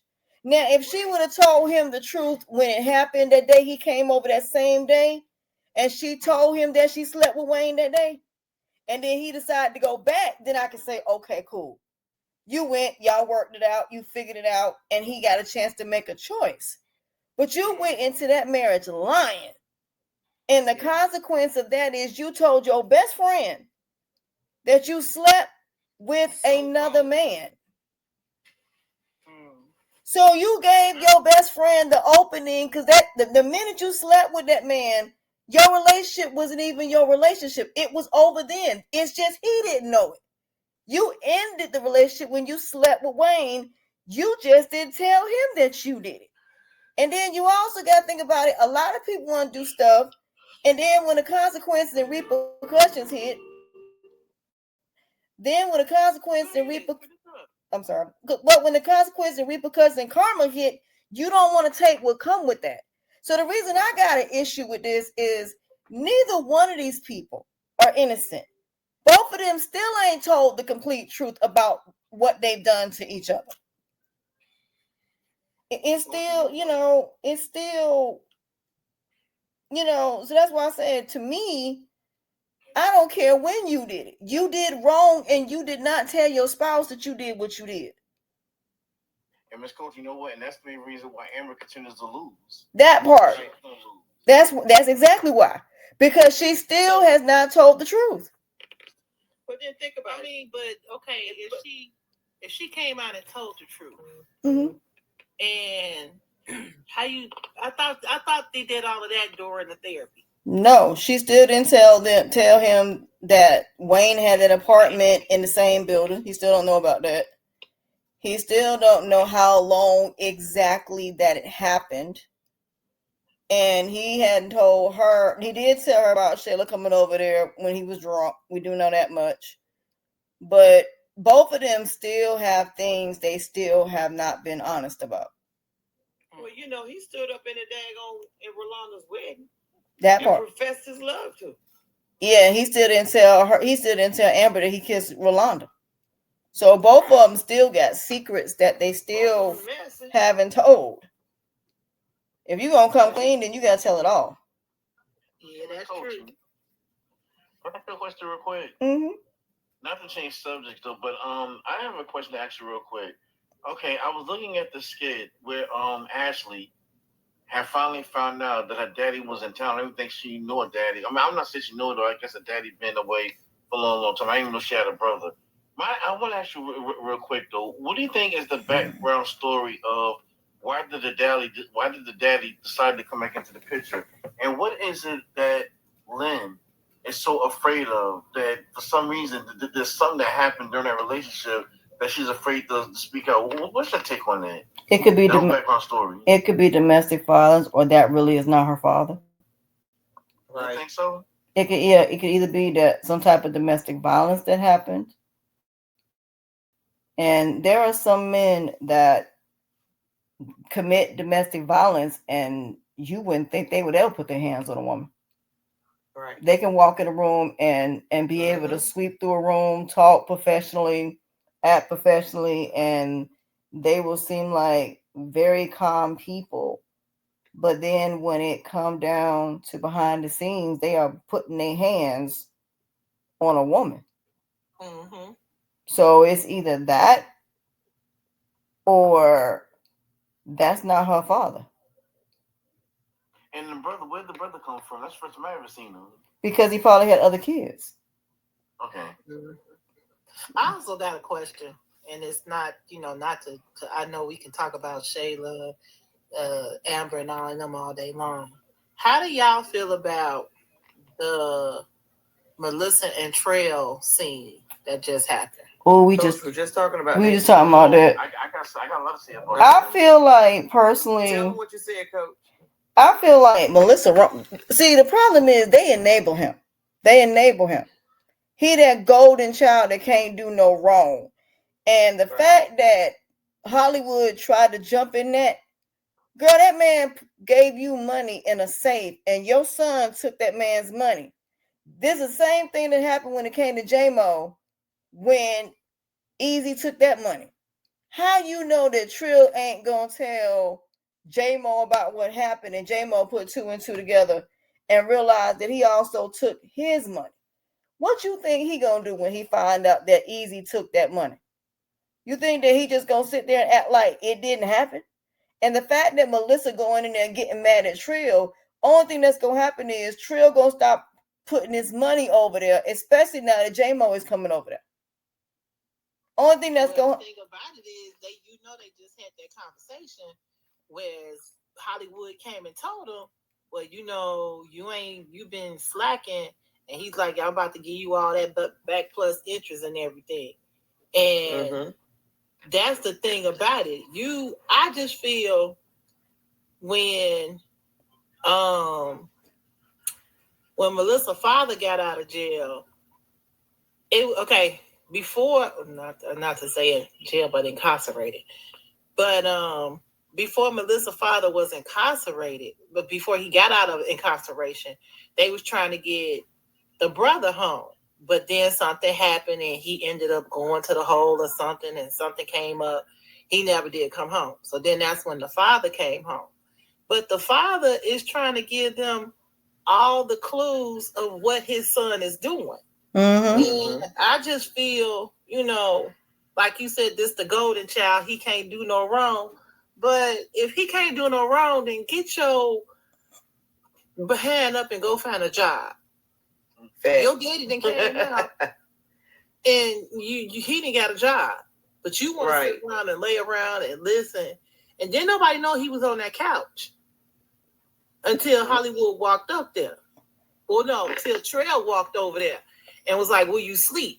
Trail knew he wasn't asleep. Trail, and I think Trail had some type of idea. But at the same time, why would you take away from the house that's feeding you? Exactly. That makes no sense. You're taking away from the house that feeds you. You don't bite the hand that feeds you. Yep. Right. You know, Miss Coachy and Miss Veronica, like I've always said, I think Easy is going to be the whole family's downfall, though. Because let me tell you something, I ain't gonna never forget this. Y'all remember when Nikki was over there? And you remember when Nikki's boyfriend had jumped on her because after they had got back off vacation, he accused her for spending his money when it was easy that did it. See, all of that's gonna come out because Trill and J Mo gonna have a conversation because here's the thing. J Mo gonna go over there to defend Easy. And Trill gonna like, how do you know that he ain't stole your money? Eventually it's gonna come out what Hollywood did and how Melissa ended up with Trill in the first place. We all know Hollywood is the reason why Trill and Melissa are together. J-Mo don't know that yet. Well, here's the thing. I think J-Mo somewhere think he does. I remember when they was all at that old house, and I remember J-Mo had told Uncle Dude, he said, you know what, y'all better don't do business with Trail. Trail is sneaky. But see, when Trill and J-Mo gonna have a conversation.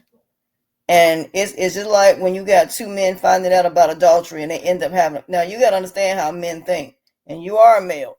You get two men together that find out their girl is cheating. What are they gonna do? They gonna sit down and have a conversation and start comparing notes. These two gonna start comparing notes, and they gonna figure out that Hollywood is the they're gonna figure out that Hollywood is the one that the Hollywood is the one. 2 equals 4. Exactly, and both of them gonna cut, and that's what I'm saying. Because of Easy, Hollywood is gonna lose both of her connects, and then what's she gonna do? Try to get Melissa back with Mike. She ready for it. I don't think She's not ready for it because I don't know. I look at it this way, and it's just I know it's a skit, but it just makes the storyline. It just makes stuff look so like you got to resort for someone that's out there selling. You put your whole house in jeopardy. You put your daughter, your brother, your niece, all in jeopardy because you don't want to get up off your butt and go do the right thing. And pimping out your daughter. But your daughter is used to hanging around with these type of people, and your daughter is like, oh well, they want to take care of your daughter because they like your daughter. But at the same time, you putting your son coming home from jail, your husband coming back, and he telling you this not the thing to be. I'd rather for a man to come home. If my baby daddy, and I just say it like that because that's what this is. If my baby daddy was locked up and he had to come home and he had to have a place to stay, and my daughter told me, Mom, this is my dad. I really care about him. Let's try to help him out. And he did that. And he came over here and he had to stay. This was somewhere he had to stay.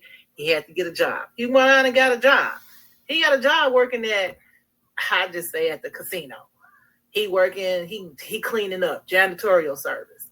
And he come home and they may eat at the buffet and he may bring buffet food home every night. I'd rather for you to do that. Yep. Then do what your son is doing. Exactly. And not only that, you pimping out your daughter. You pimping your daughter out to the highest bidder. Because when J-Mo went to jail, see, here's the thing.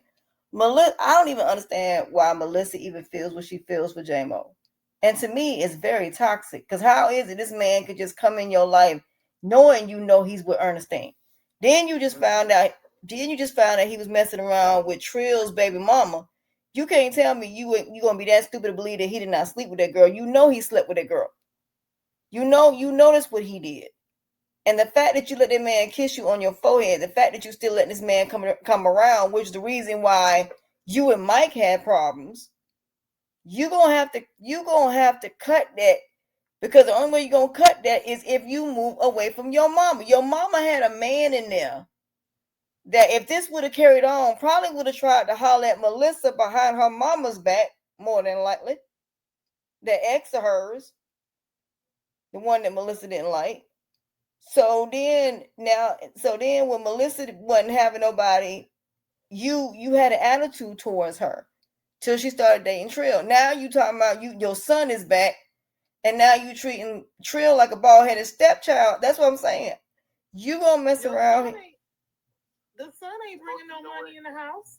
But I'm happy you said it. But don't forget, Trail was the one that got him that house. Exactly. Take it back. Exactly. He can take that house back because it's actually Rashad's house. Yeah, that's Rashard's house. So Rashard can take his house back. Dom got them that house. Yeah. Yeah, Dom got them that house. Yeah. Dom came over and was talking to either Melissa or Hollywood, and she knew of Rashad moving because Rashad was moving somewhere, and he needed to get the house. He needed to rent the house out before he could go to do something, and that's how Dom found out about the house. Mm-hmm. But I mean, that's why all the furniture stayed there because that's all of Rashad's furniture. Oh yeah, speaking of Dominique, man, let me tell you something. I had saw this skit earlier where Dominique had caused what's that lady's name? Brianna, the next door neighbor. Yeah, she fired her. Yeah, I mean, she terminated her. Yeah, and Gregson up there letting it happen. Because Greg is a punk. Yeah. Yeah, part.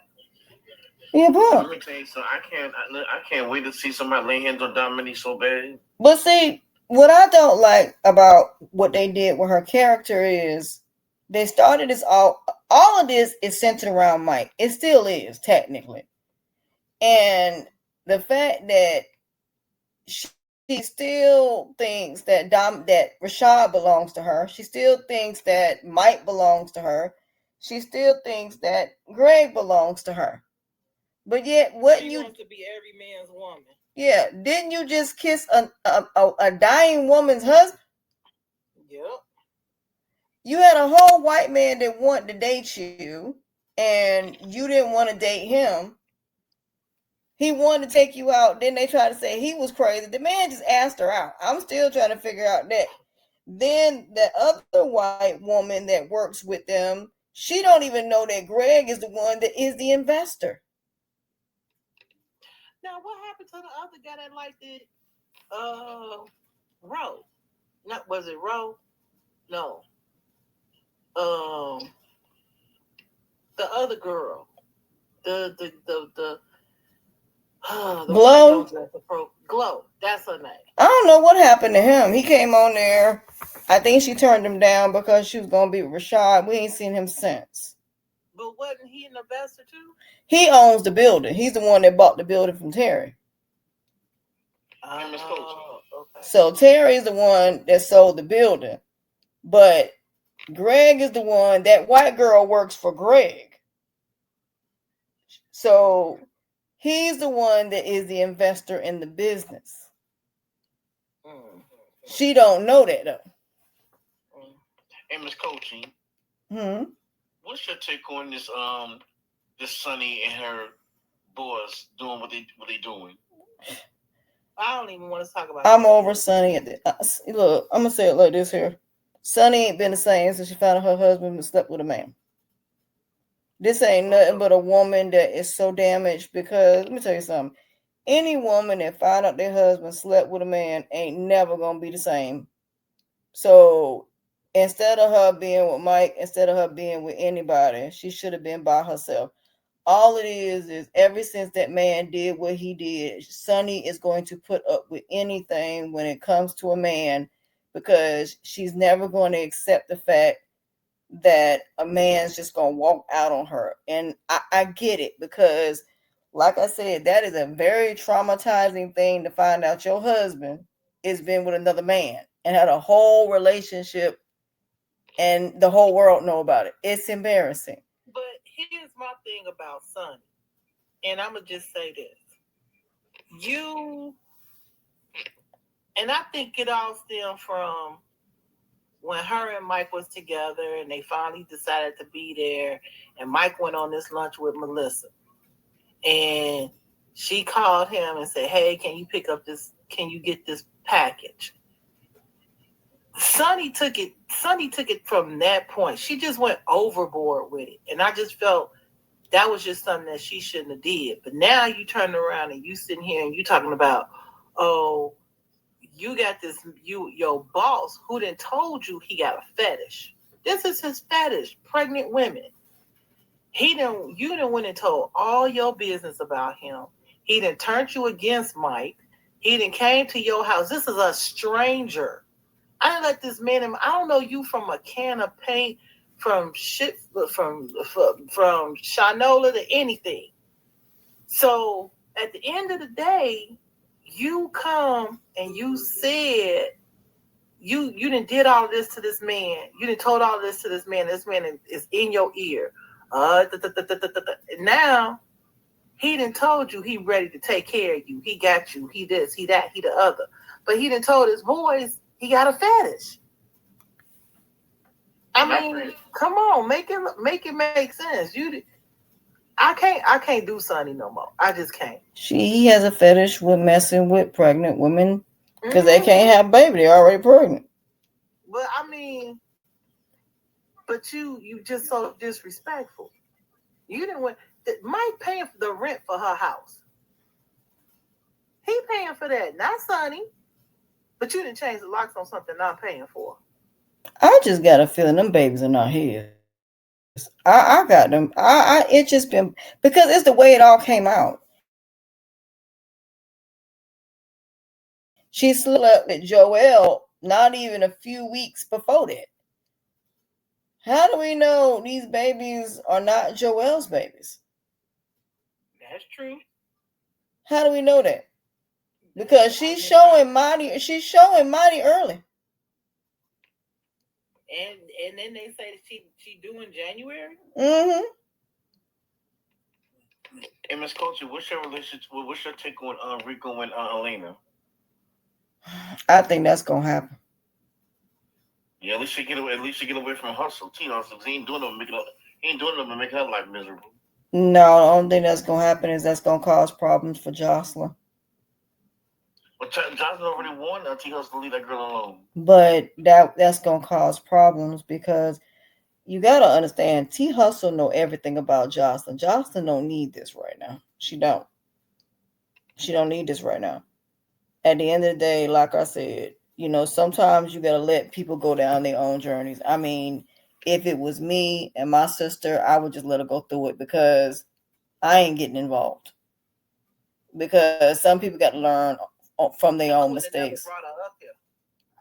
That's just me. Yeah. I wouldn't have never pushed for her to be up here. She ain't been around us all this time. This was my mom's other child that while she was married to my dad, you done went outside the marriage and had another baby. I would have just I see you when I don't see you. You my mama's child. I see you when I don't see. I mean, you ain't been around us all this time. Why should I bring you around now? I said she was gonna be trouble. I said she was gonna be trouble. And then the fact she's still messing with the man that your sister was messing with, that is the reason she dead. Ain't no way in the world she'd still be in my house. She would never be in my house knowing that you messed around with a man that is the reason my sister got drunk and ended up in a car and dead. And Miss Coach, the man, so do you think Terry's baby mama gonna wind up losing that child? No. You don't think so? No, I think Terry gonna help her to keep the child. Because if she lose that child, there's no guarantee that Terry gonna get her either. Yeah, wasn't that the boyfriend that came over there and gave her the what's she at 8?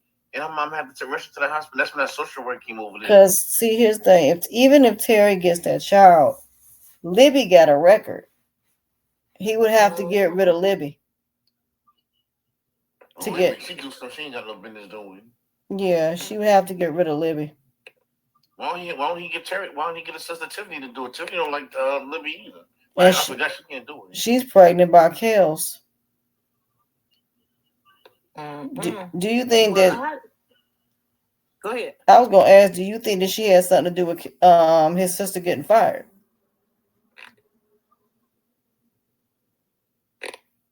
Libby? Mm-hmm. Probably did. That Libby's sneaky. Yes, she is.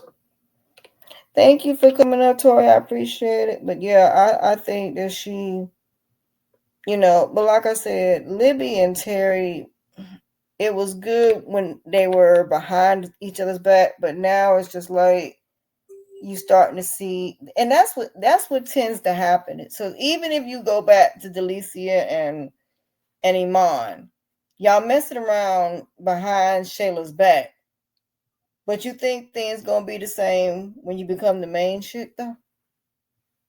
But you know what, Coach? I'm happy you said that though. Did you see the skit earlier where her girl Abigail was checking Iman? She saw through him. Yeah, I saw it. I feel like Abigail is the only one that's being the real voice of reason. The fact that she's listening, like I said earlier, to Cardi Red, who's been married, can't keep a man. She couldn't even keep young Jock, and that's who you listening to. I believe Abigail and Iman had a running into. Yeah. Because the way how they looked at each other, if you looked at this skit, go back and look at that skit, and when she looked up and looked at his face and shook his hand, he looked at her like, "Oh, you somebody I was trying to deal with." Mm-hmm. I believe there's a story.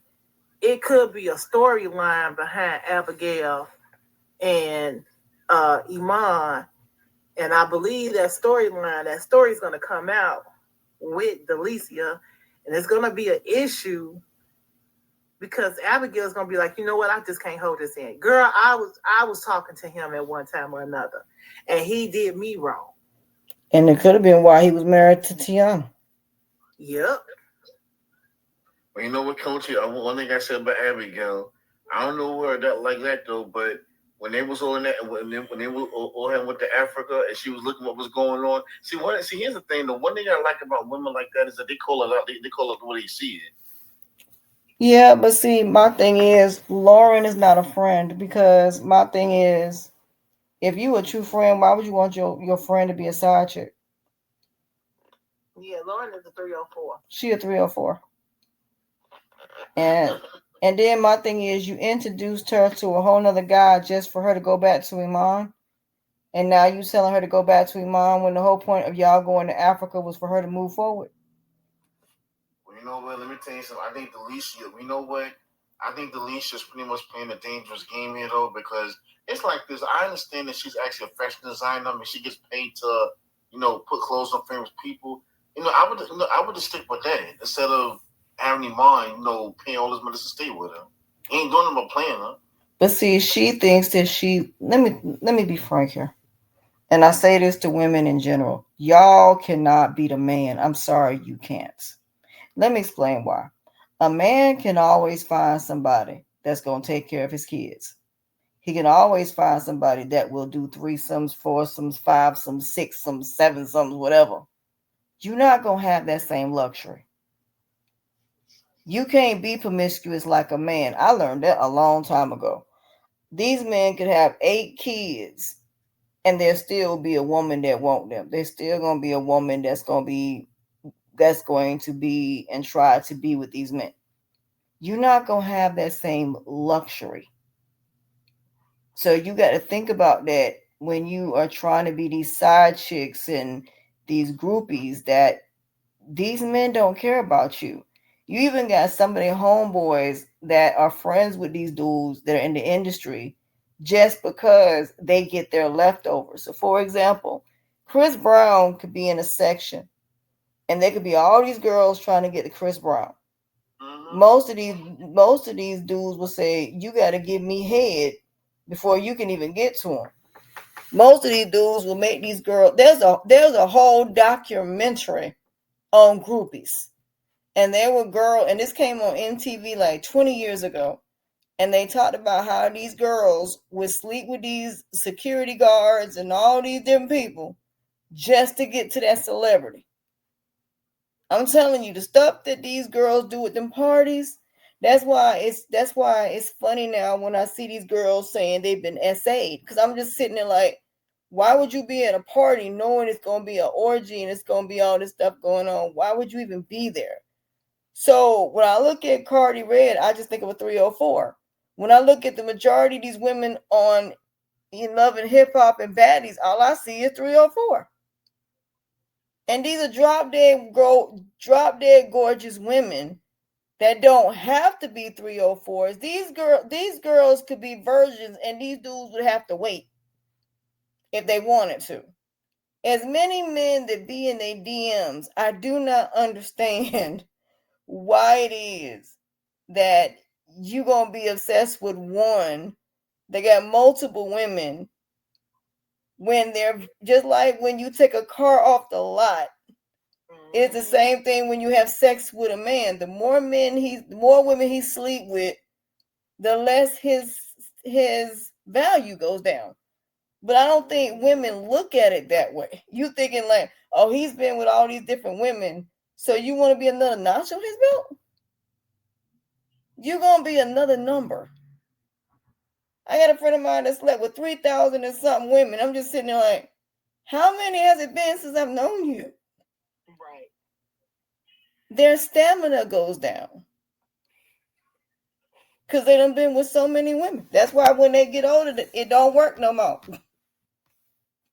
And Miss Culture, what's your take on Dalen and his I guess you want to call it his son, who he didn't really know he had one. I don't think that's his son. I'm gonna say it for what it is. I think he need to do a DNA test. The same way he told Anthony to do one when it came to Shayla. And then the fact that Keisha found out that him and Deja know each other at that party. That's the bad part right there. Mm-hmm.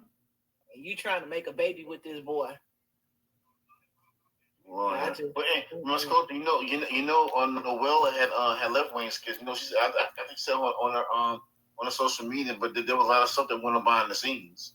Her and Amber didn't like each other, apparently, allegedly. We don't know. We wasn't there.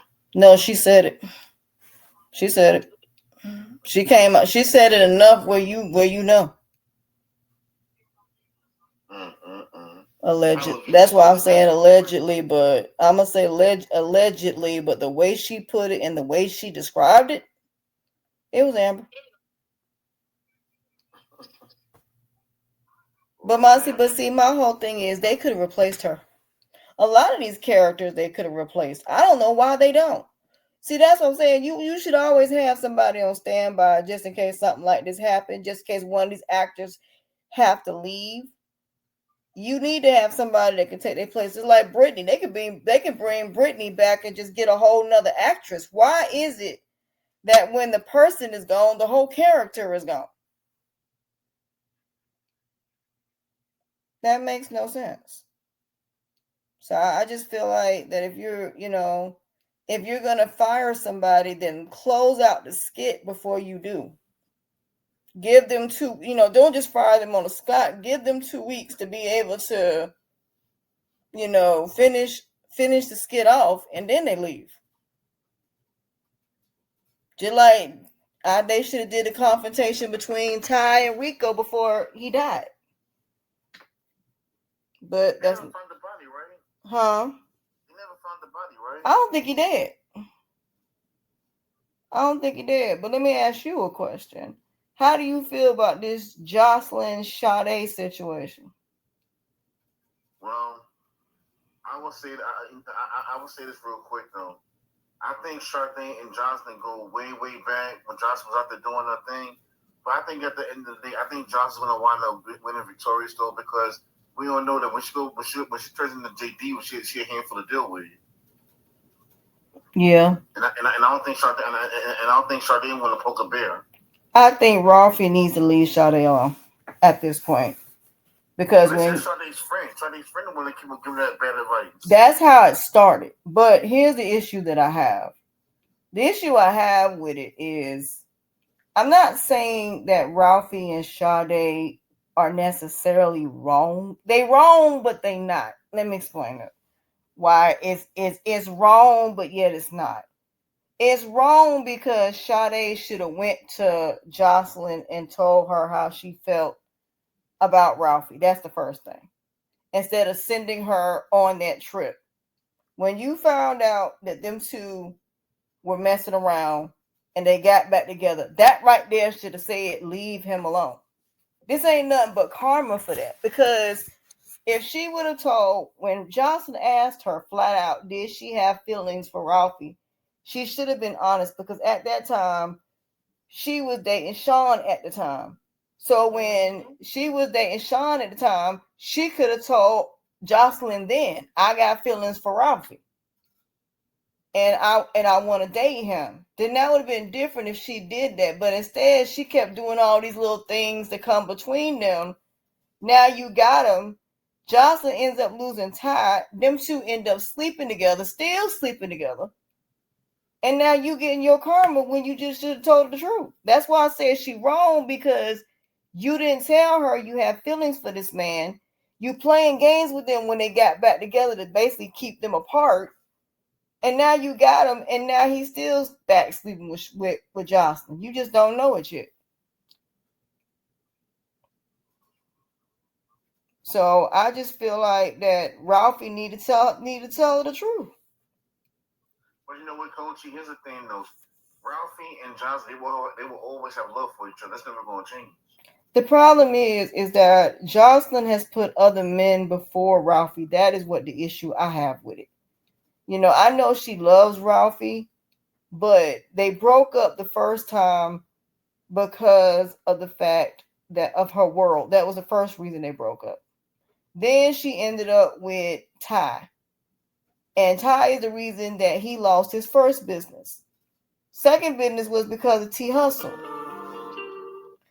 Then not only that, she lost the business because of T Hustle. And then you had Angel. And then Sean. So my whole thing is, I love the fact that Jasmine made her realize that Ralphie is her person, not Ty. And that's true. Because Ty didn't do nothing but make her miserable when she was with him. So I just feel like that she needs to make up her mind that her and Ralphie gonna be together. They're gonna build something and be certain before she mess up her and him and Sade's relationship. But like I said, when your relationship is not based on the right values, I don't care if it's girlfriend or boyfriend or marriage. If the foundation is based on a lie or based on deception or any type of negativity at all, it ain't never gonna work. It just ain't. Because the foundation not only will be cracked, it will be fractured and broken. And once it's fractured and broken, it's either you're going to build a new foundation or not. That's how I see that situation. I'm going to give you a hug, coaching. Hmm. I'm going to give you a hug. If you were in front of me, I would love to have one. But yeah, I mean, but see, that's just like Bethany and Larry. Do I see them getting divorced? Absolutely, because how long is Larry gonna go through this before he gets sick and tired? Well, let me just say that real quick though, and let me say why I kind of like agree, but I have to disagree. And let me tell you why. See, the reason why I say I would love to see that happen though, but I don't think we all know that Chase writes these skits, is that don't forget, Coachy. I remember when Larry was telling his army buddy about the relationship that he had with Charlotte, which I still think is confusing because I'm trying to figure out, since Lynette was his first girlfriend, he had the child together. I don't think him and Lynette ever got married. I know they conceived a child, which was Jaden. But anyway, check this out. The reason why I think it's going to be hard for Larry to get to divorce Bethany, though, because Larry doesn't want to go through the same thing he went with Shara. Was the main reason why Shara had cheated on him when he was I think serving across seas, whatever the case may be, and she got caught up in that scamming thing, which got her doing 3 months, and that's where when him and her went to court to get custody of Brooke. But see, the reason why I don't think Larry would probably divorce Bethany, which we all like to see happen, because the first thing he would say, he said that Bethany was actually there when he was in his darkest moment, and for some reason she the one that pulled him out of that dark spot. So for him to really get a divorce from her, I mean, it'd be like going backwards. Is he going to go back to Shara, his second wife, or he's going to try to develop that relationship with Lynette? So he's really in an awkward situation, if you ask me. No, I think they're gonna get divorced because I think that what the straw that's gonna break the camel's back is gonna be his son and that baby. Because you forget. So you see him going to Shara. Shara already got a new man. No. I'm talking about Lynette's son. You know that he's having a baby, right? And you know that Larry's supposed to be going up there to watch the baby being born, right? Yeah. I think what's gonna happen is Bethany, because he told her, if I bring you, if you do anything, I'm done. I'm done at this point. The thing about it is, the fool me once, shame on you. Fool me twice, shame on you. Fool me after that, I'm just stupid at this point. So when Larry first came into the picture, the reason why he didn't really know what Bethany had going on, because number one, Shara was in jail. His other ex girlfriend was not really around like that. But since Shara has been back, that's when everything came to a head. But let's not also forget everything she did when it came down to that building. Ever since she lost that building, Bethany ain't been the same since. And Bethany and Brooke used to be very close. Now they're not close at all. Brooke wants her mother and father back together. That's why he told her about what happened.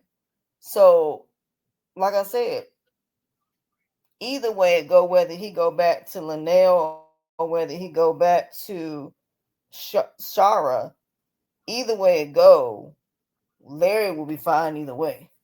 But I just think that if she do anything while they up there, as far as that baby shower, if she go up there acting a fool, I think that's gonna be it for Larry. It depends who's gonna if it's gonna be written like that because Chase writes those skits. But you forget who Bethany is. You forget who Bethany is.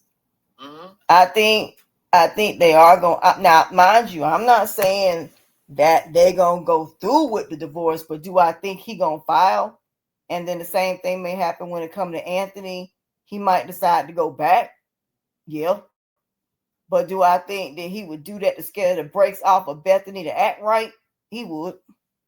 That's the only thing that's gonna stop her. The only thing that's gonna stop Bethany if Larry actually files for divorce, even if he don't go through with it. Just the fact that he's telling her, "Look, keep on acting the way you acting. I'm gonna show you better than I can tell you. I'm not playing with you at this point." Somebody got to literally show Bethany they're not playing with her. It's gonna have to be Larry. Larry gonna have to show her that he ain't playing with her at this point.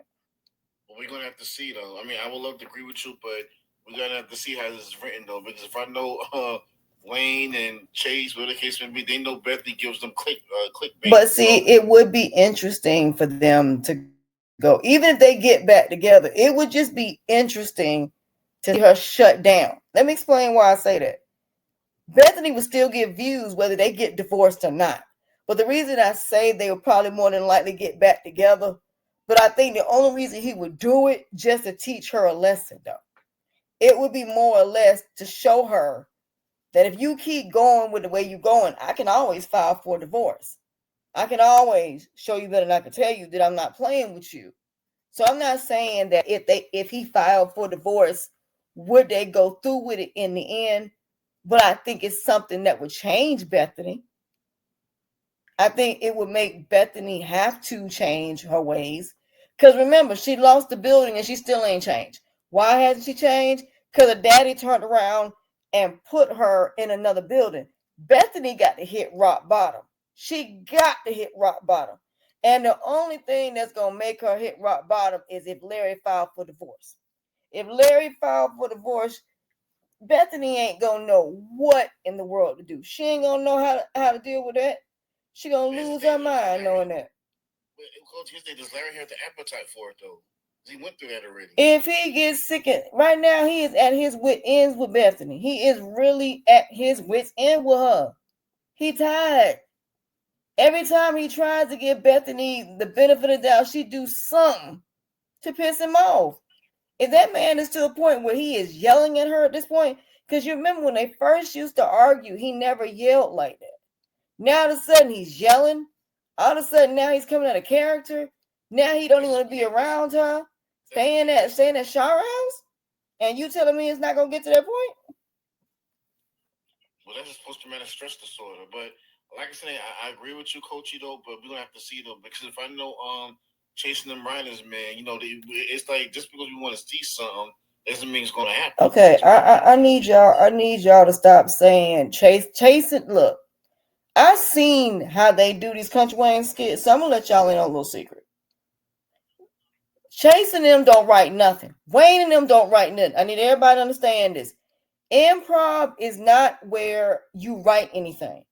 You do it off the top of your head. So if you go on Rolanda's channel on Instagram, you go on Mike's channel and Chase's channel, you will see there's no papers in front of none of these people. Because there's a one where Rolanda is telling Natasha and Don about how to go about doing the skit. See, with skits, there is no writing. They're too short. It's what, 3 to 5 minute long skits? There's no writers. It's improv, meaning that they go over what the person is going to say and the other person reciprocates that. It's just like a conversation, basically. So improv is you give the person a scenario, what the scenario is, and they have to come up with a conversation off the top of your head. That's how that works. The actors write their own skits for that scenario. Even Jocelyn them said when they come in, they don't know what skit they're gonna do that day. They don't even know. There's no guarantee unless they get a phone call that they're going to be doing skits that day. And they have no makeup, no nothing. They come in already dressed, no hair, no makeup. They do their own hair and makeup. That's why I'm telling y'all, all this stuff y'all keep thinking when it comes to these skits and writers, there isn't any. They improv. In improv, there is no writing. It's just off the top of your head. It's just like when, yeah, if you go in any acting class and they tell you to improv a scenario of you breaking up with your boyfriend, you have exactly 5 minutes to come up with an improv. So you and this person got to go back and forth, figure out what y'all gonna say, and then act it out. That's how that. That's pretty much what they do. Because Mike said he had never done improv before. So all it is, somebody's just directing the improv for 3 to 5 minutes. That's pretty much it. Yeah. That's it. There is no writers. There's no writers, and you can tell by the way the stories are going.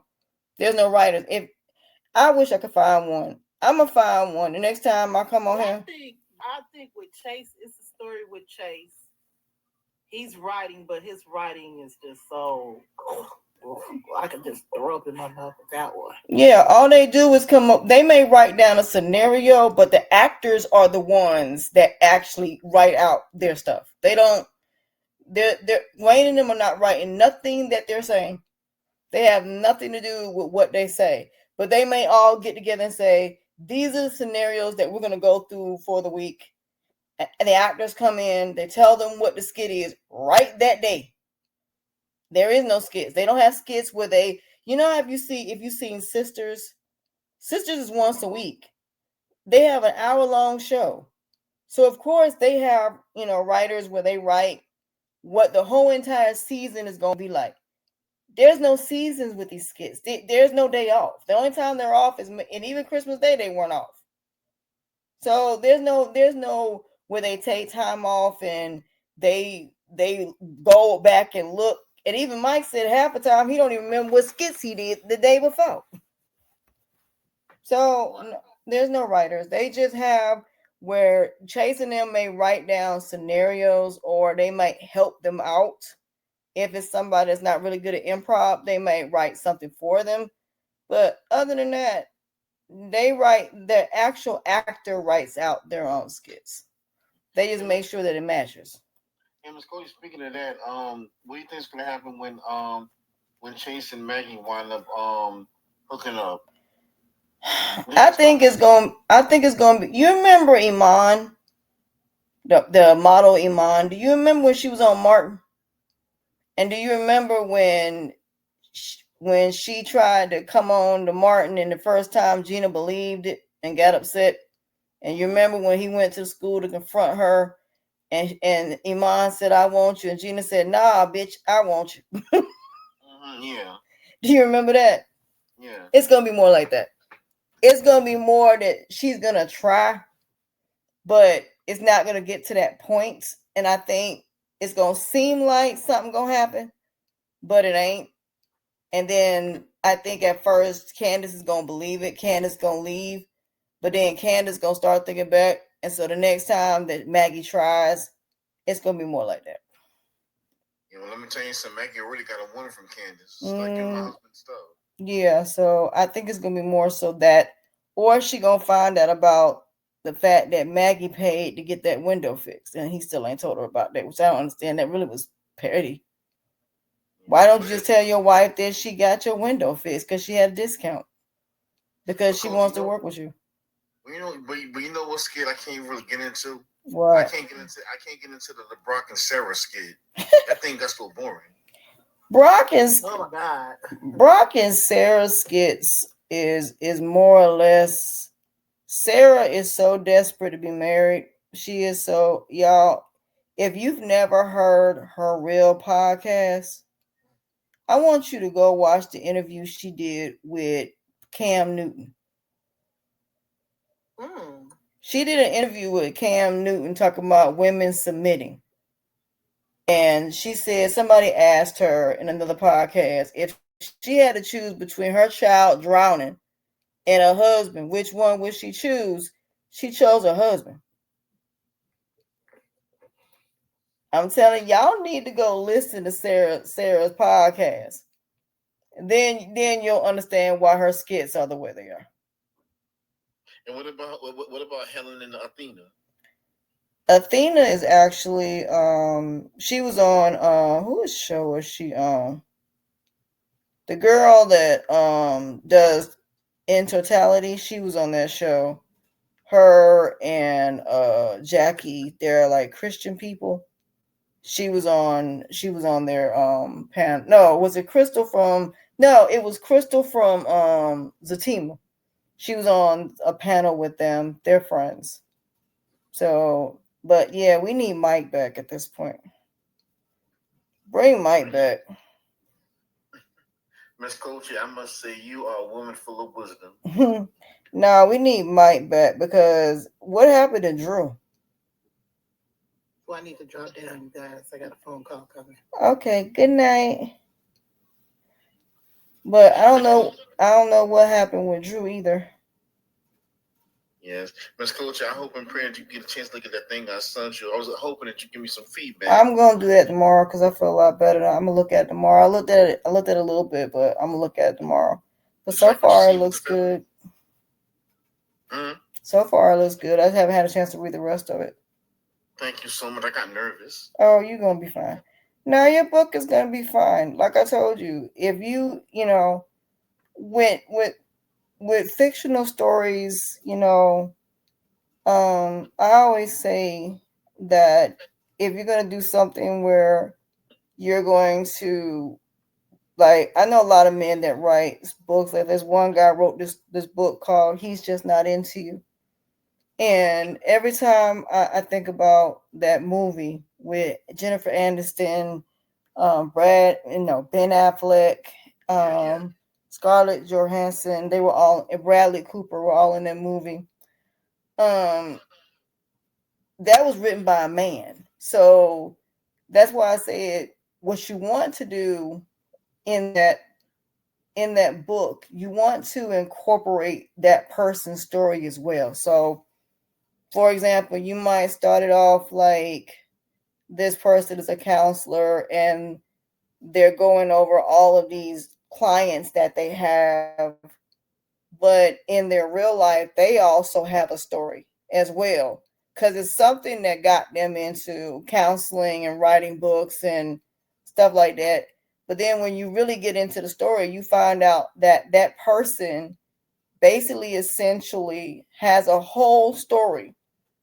And so pretty much all of these scenarios, you would think this person hasn't lived. And then they just start going through these situations. Like, for example, you might have somebody as a counselor that has never been through any of what their clients have told them. So they're just telling these stories. But then they start going through it. And now the person that's telling the story is now the person that's going through the story. Does that make sense? Yeah, Miss Coach, I'm happy you said that though, and I love you by the way. I'm a huge fan of yours. Yeah. Um, there's a story. There's an entry in my series, and I might as well give you. I have to find it, but next time I'll read it to you. The title of the entry is a diary entry. It's called 17 and don't know anything about love. Let me just give you insights from the audience. Okay, there's a girl, right? She's a college student, right? And her name is Marla.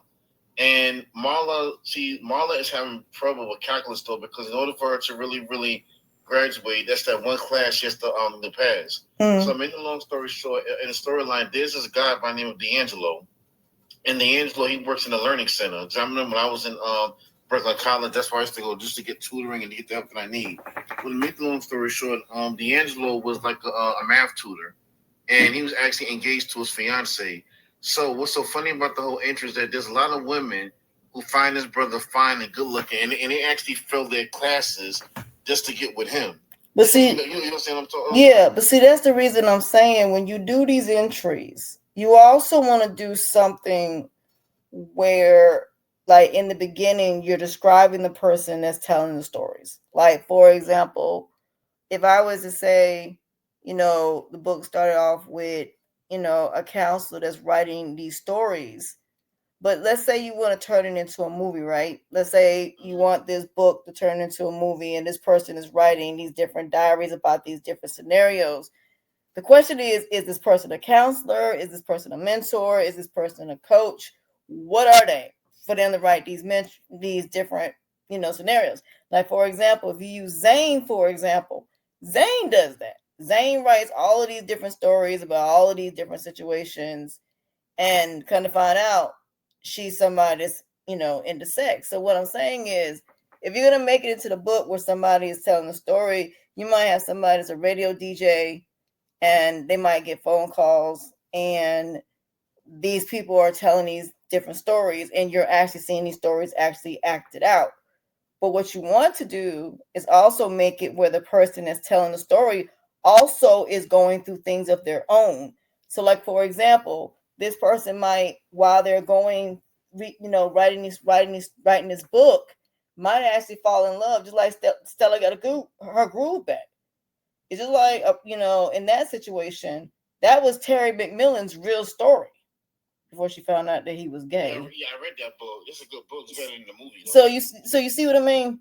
So you want to incorporate where, if you're gonna do a movie about this, you might have the person as a radio disc jockey that's telling these stories, or you might have somebody that did a New York Times bestseller about all these different scenarios, even though they're based on real situations, based on different clients they may or may not had, but they're gonna do it in a fictional way. But let's just say within time that this person ends up going through something that is of themselves, because let's say she goes to write a new book, and they're saying, well, you're writing all these stories about all these new people, but when are you going to write something about yourself? When are you going to write about things that you've been through? And so now the publisher may say, I want you to write something that's about you and about things that you can be with and incorporate in this book, how these different scenarios relate to you. Kind of find out they can't relate to it. So now it's one of the things where they have to figure out how to write this book to where it relates. So while, let's say, you might say this person goes out of the country, right? They go out of the country to France to go write a book, or Jamaica. While they're in Jamaica, they have all of these different adventures and stuff while they're trying to figure out. So now while she's going through all of these adventures, now her story comes to life. Does that make sense? Mm-hmm. So yeah, you want to incorporate that in the book as well.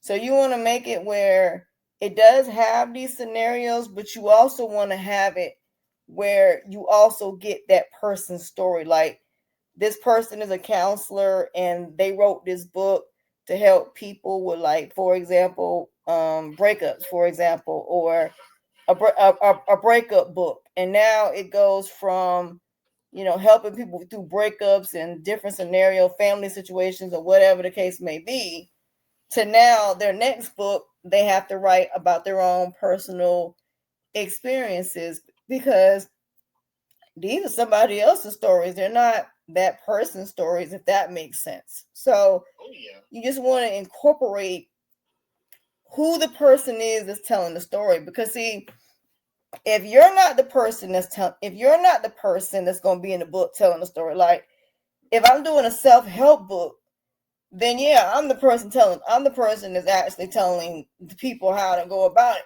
But if you're writing as a woman, and this whole entire book is based upon a woman writing this book, then you're gonna have to do a backstory on that person.